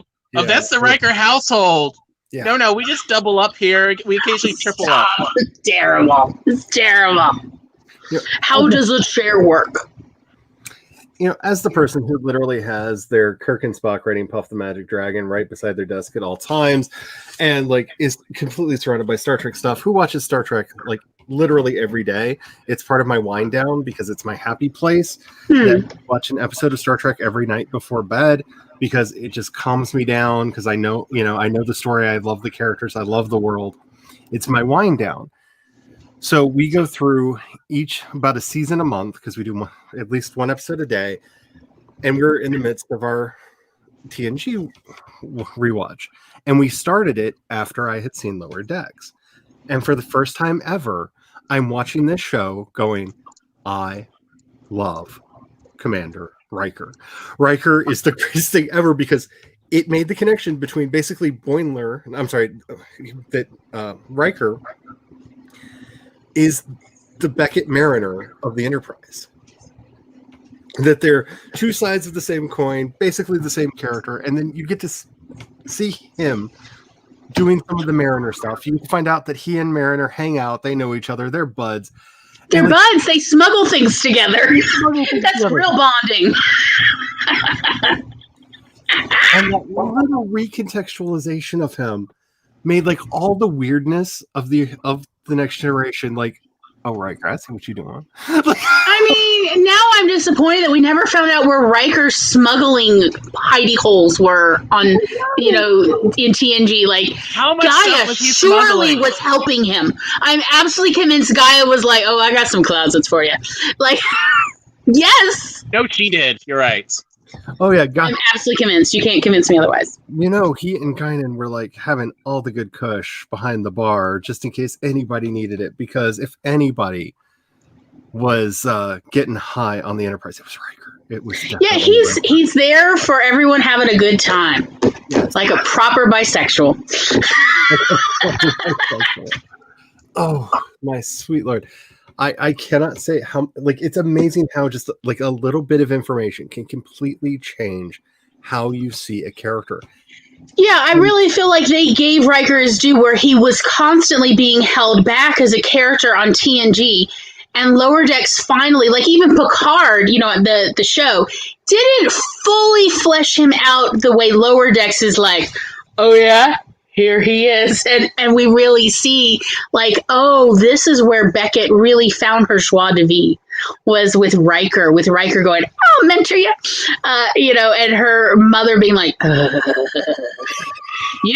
kind of like, no, we're not, go away. Like, oh my God, that so reminded me of my mother. Yeah, like, and it's kind of like what Deep Space Nine did for Worf. Like, Worf was an interesting character on TNG. In Deep Space Nine, he became a character blossomed. I absolutely loved. Yeah, that character really blossomed. Space to be who he needed to be, and be like the whole thing. Like, sorry for spoilers on a like 20-some-year-old show, but after Jadzia dies, yes, him having to learn how to deal with Ezri and all that, like his character was so interesting. And so when you go back and you rewatch all of the stuff that you know about, like the soul of Worf, which you get in Deep Space Nine, it recolors everything that you see about him in the episodes. And it's amazing to me that this silly, stupid little cartoon, and it's short little, like, he's not in it a lot. Like, he's not, like, this doesn't take place on the Titan. This isn't, he's not like in the show a lot. But that little recontextualization of, oh wait, he's the Beckett Mariner of the Enterprise. Like, that one little bit of information, rewatching, completely changed him as a character and made me fall in love with him. And like, if any, like, I almost feel like if you're having trouble figuring out how to do characterization for your characters, this is the show to watch, because they don't have a lot of space. They're like 30-minute episodes at most. And the characters are all, I feel like I know each and every one of these people.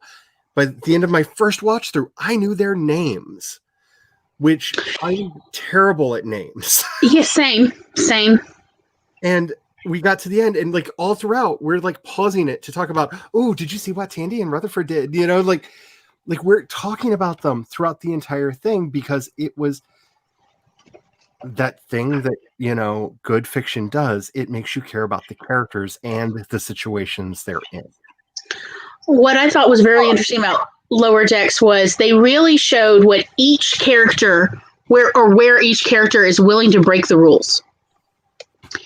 And that was very enlightening to understand the characters, because Star Trek is very much about following rules and then how do you deal with situations that the rules were not made for. You know, that's sort of the whole thing.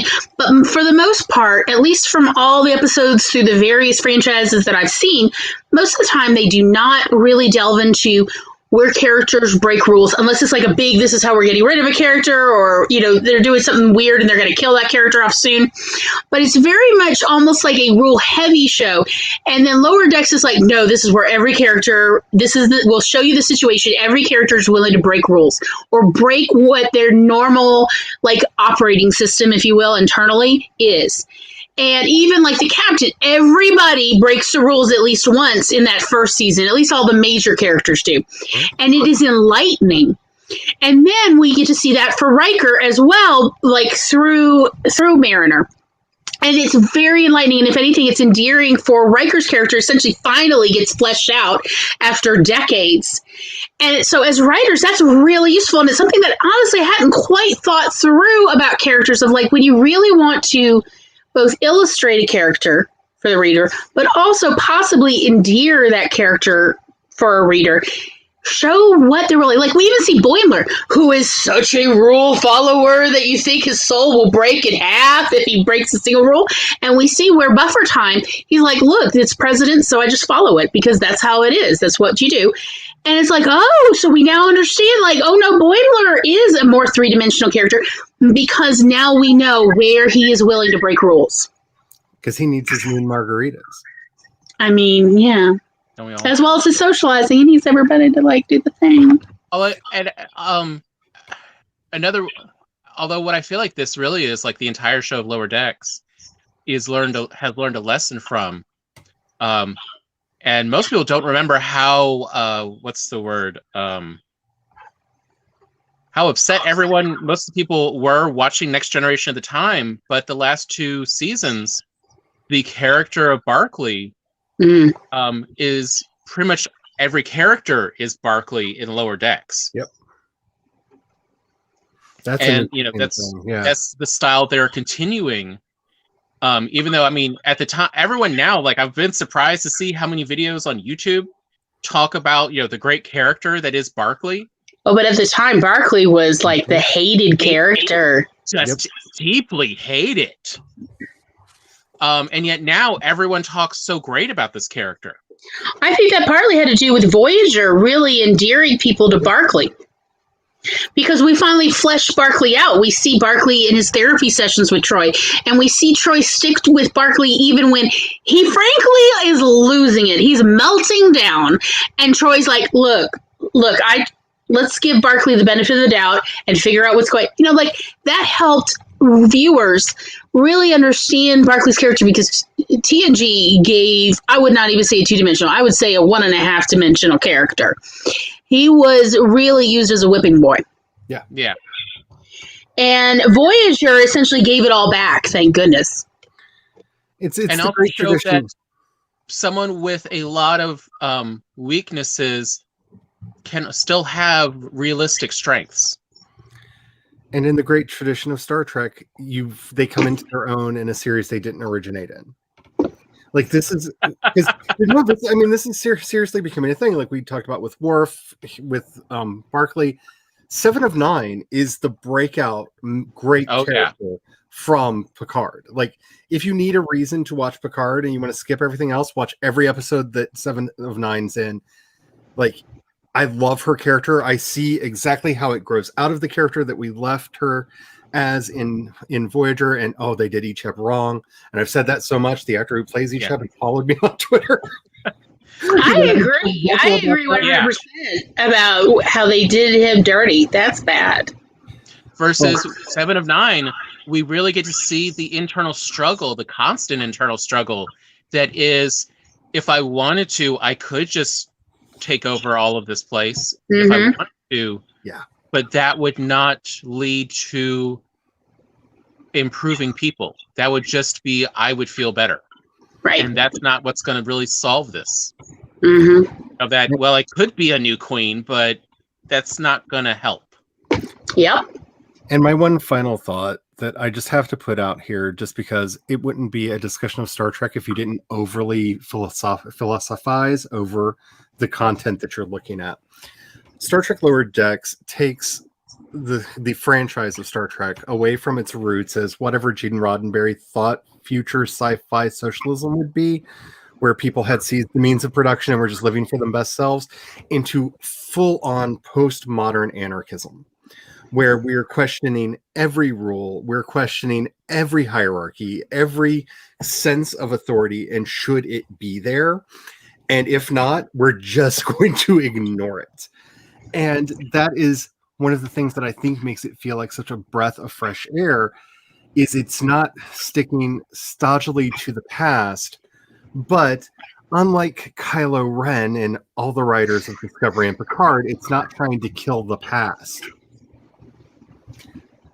Like, you can have reverence for the past and update yourself and move into something different and try something new. It's possible. That's the great thing about time passage. Everyone changes. Even the people who said this is me 20 years ago. Everybody changes and evolves. Or devolves. I love this show. For anyone who sat through all of this having not seen it, I hope you go and see this show. Because who was it? I believe Heather's going to go watch it now. Yeah, I hope so. I mean, like, it's like 8 22-minute episodes. Yes, have a good time. It'll be a fun watch. And if you can't afford to watch it and you're willing to wait, Paramount Plus will be launching on May 4th, and I'm pretty sure they're going to be doing some kind of a trial thing because CBS All Access failed so hard. They're going to be doing things to try to pull people in. Like, I don't know if you've seen those stupid commercials where they literally brought Snooki out of whatever hibernation box they were keeping her in for these to try to... No, I did not see that. Oh my goodness. Yeah, they've like literally pulled, like, if you ever wanted to know what would happen if Dora the Explorer, Beavis and Butthead, and Snooki were in a thing together, they've made that. It exists on the internet. It's actually one of the ads that they've made for Paramount Plus. It is the most bizarre thing I've ever seen in my life. I mean, Snooki and Beavis and Butthead, I can get, but Dora the Explorer, I feel like that's a certain kind of war crime. They own Nickelodeon. No, I just mean putting Dora the Explorer with Snooki is like a kind of war crime. Beavis and Butthead. Yeah. Like, did they put? Poor Dora. She doesn't deserve this kind of disrespect. The new Spock is in it. The new Pike is in it, because they're all climbing Mount Paramount. They're doing this like weird story thing that's supposed to get series of commercials up into the lodge of Paramount Plus, and they're all together climbing Mount Paramount.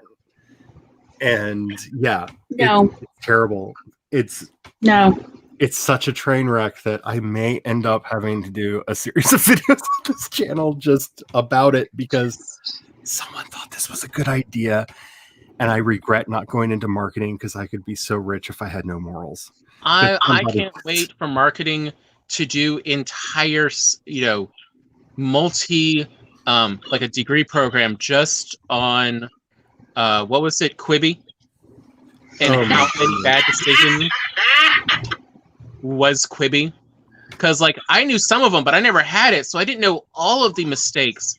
But like, to me, the biggest one was you literally could not watch their shows on anything but a phone. You couldn't even watch it on a tablet. It just seems insane. Like, what a terrible idea. Oh no! The more insane, the even crazier part was that they did not allow you to do screen capture on their show, so no one could make image or GIFs to promote Versus gifts are how you sell this thing. That's how you get people in, and memes. And mashups. Like, I can't tell you how many shows and songs I got into because I was watching a mashup channel that I enjoy, and I was like, "Oh, that's interesting. What the hell is that?" And then look into the credits, because the good channels always have credits at the bottom, and you can find out where the thing came from, and then you go, "Oh," and then you look into that and you go, "Oh," and you find a new thing to be obsessed with. Because like there was a bunch of good shows on Quibi, but it's we really watched hard them. to show it to anyone when they couldn't access it if they weren't already paying for it. Yeah. Like what was it, like a 3-day or a 5-day trial is all they offered? Because I want to say it was a 3-day. It was like, that's like a long weekend. It's not enough time to explore. After the failure of, what was it, N90, which was the precursor to Quibi, it was the same exact thing. It was just one of the other companies did it, and it flopped. I know that Quibi was being sued for their software. But most of the Quibi stuff's on the Roku app now. Yeah, Roku bought it all. Roku channel. For anybody who wants to watch it, I'd be happy to give some ideas because it's free. Roku's free. So if you haven't seen Lower Decks, please go see it. It is definitely worth it. Like, there's so much Star Trek that I cannot, like, without reservations or be like, okay, but you have to watch out for this thing. Yeah. Yeah, Lower Decks is just, it's great. You're going to love it. Have a good time. I guess the only caveat I could put on it is if you don't like puerile humor, there are some like youngish jokes that are kind of puerile, and like if that turns you off, okay, whatever. But there's not even much in the way of toilet humor. No, there isn't. And I mean, to me, like one of the best worst ones was that one of there's Boimler, in his undies, being used as a chew toy pacifier by a giant, spider cow. Yes. So much love. Definitely check this show out. It is amazing.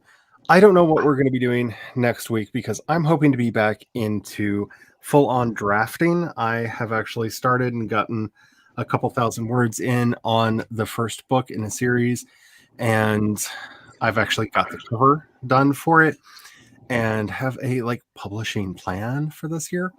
So so I'm going to have to figure that out. Plus, I want to find topics that we can all talk about, because that's both the beautiful and the hard thing with modern media is it is so fractured, especially with everybody having a freaking app right now, knowing what everybody has seen.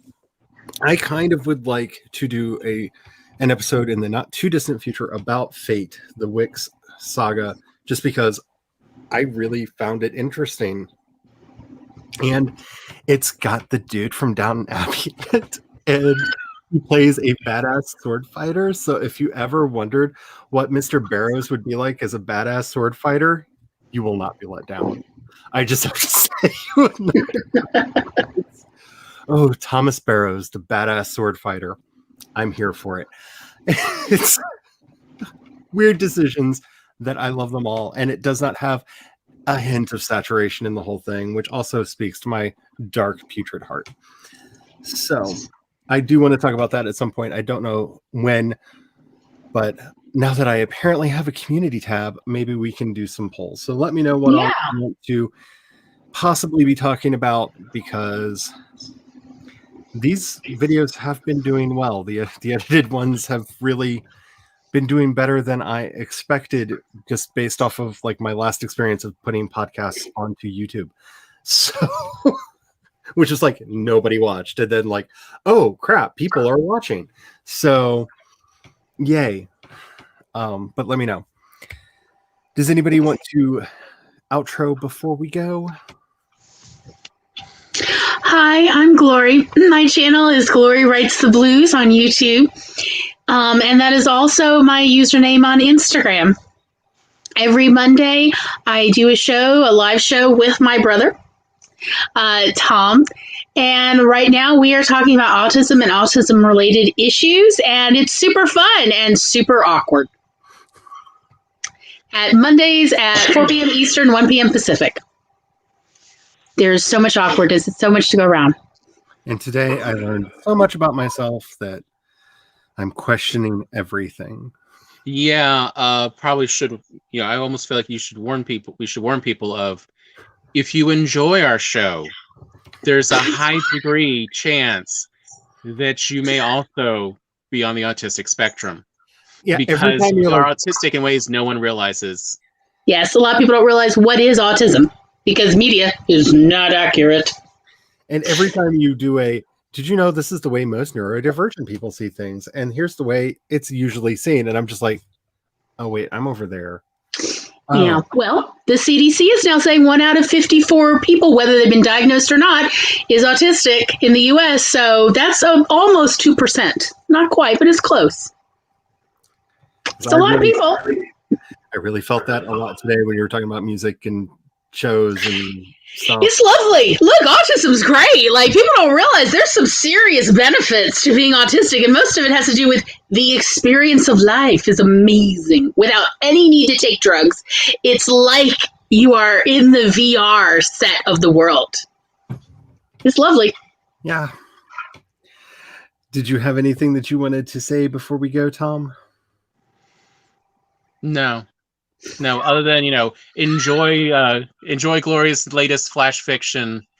I tried to make the video as cheesy as possible. Tom video edited it.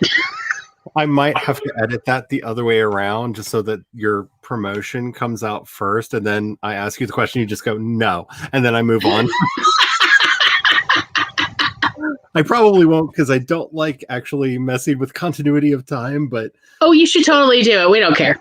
Have a good time. That was just perfect. No. We're like, how trashy can we go on the editing front? And Tom's like, can I? What do you? He literally messaged me. How trashy can we go on editing this short story? And I'm like, hit the trailer park hard. I actually said, no. I said, are we going trashy on this? I was like, yeah. I wasn't sure if we're staying clean or not. No. And that's what led to, the intro the way it is. Yes. Do check it out. Enjoy it. It's fun.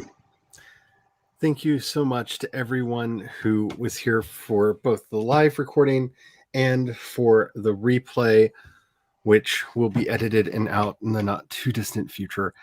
Thank you all so much for your support. You all have been, I say this all the time, and I feel like people think I'm just like blowing smoke, but y'all, especially my OG podcast people, you have been with me through so much that it's amazing that you have not gotten tired of me yet. I want to call you out all by name, but I'm not going to do that. You know who you are. Thank you so much for all your support over the years. On that note, because the world is still a garbage fire that needs all the fixing. One, try to find out when they're doing a vaccine distribution near you and get there and get your jab. It really, honestly, I didn't feel it at all. I didn't feel pressure. I didn't feel a pinch. I'm extremely bellophobic. I freak out at the sight of needles. At least the person that we had, I told her, I looked away, and before I could finish giving my spiel about how needles bother me, she was like, done. And I never felt a thing. So don't be afraid. Just make sure that you have water to hand because the thirst is real. Yeah, there are no microchips in this. No. And besides, if anybody wants to spy on you, it's called your smartphone. Are you kidding? This is a spy. No, it's just I loved all the military people chiming in on Twitter and Imager and everywhere of no, that's not you want to see what they use a different needle if they're microchipping you. You know it. There's never a question. Yeah. You never want another microchip. Yep. This is like a diabetic needle. Yeah, it's like getting a Norplant. It's quite large. So definitely, if you can, get yourself out there, protect yourself. And remember, Black Lives Matter. Black trans lives matter. Trans identities are important. They actually arrested the Soho Karen for attacking that child in the hotel lobby. That's not much, but that's at least progress. Usually they get away with it. Even when there's a video of someone literally being tackled and hit repeatedly, which a grown woman did to a 14-year-old child. That's at least something's being done, but we need to do so much better. Until next time, may you have the courage to ride your dreams into reality. And don't forget to have fun. Bye.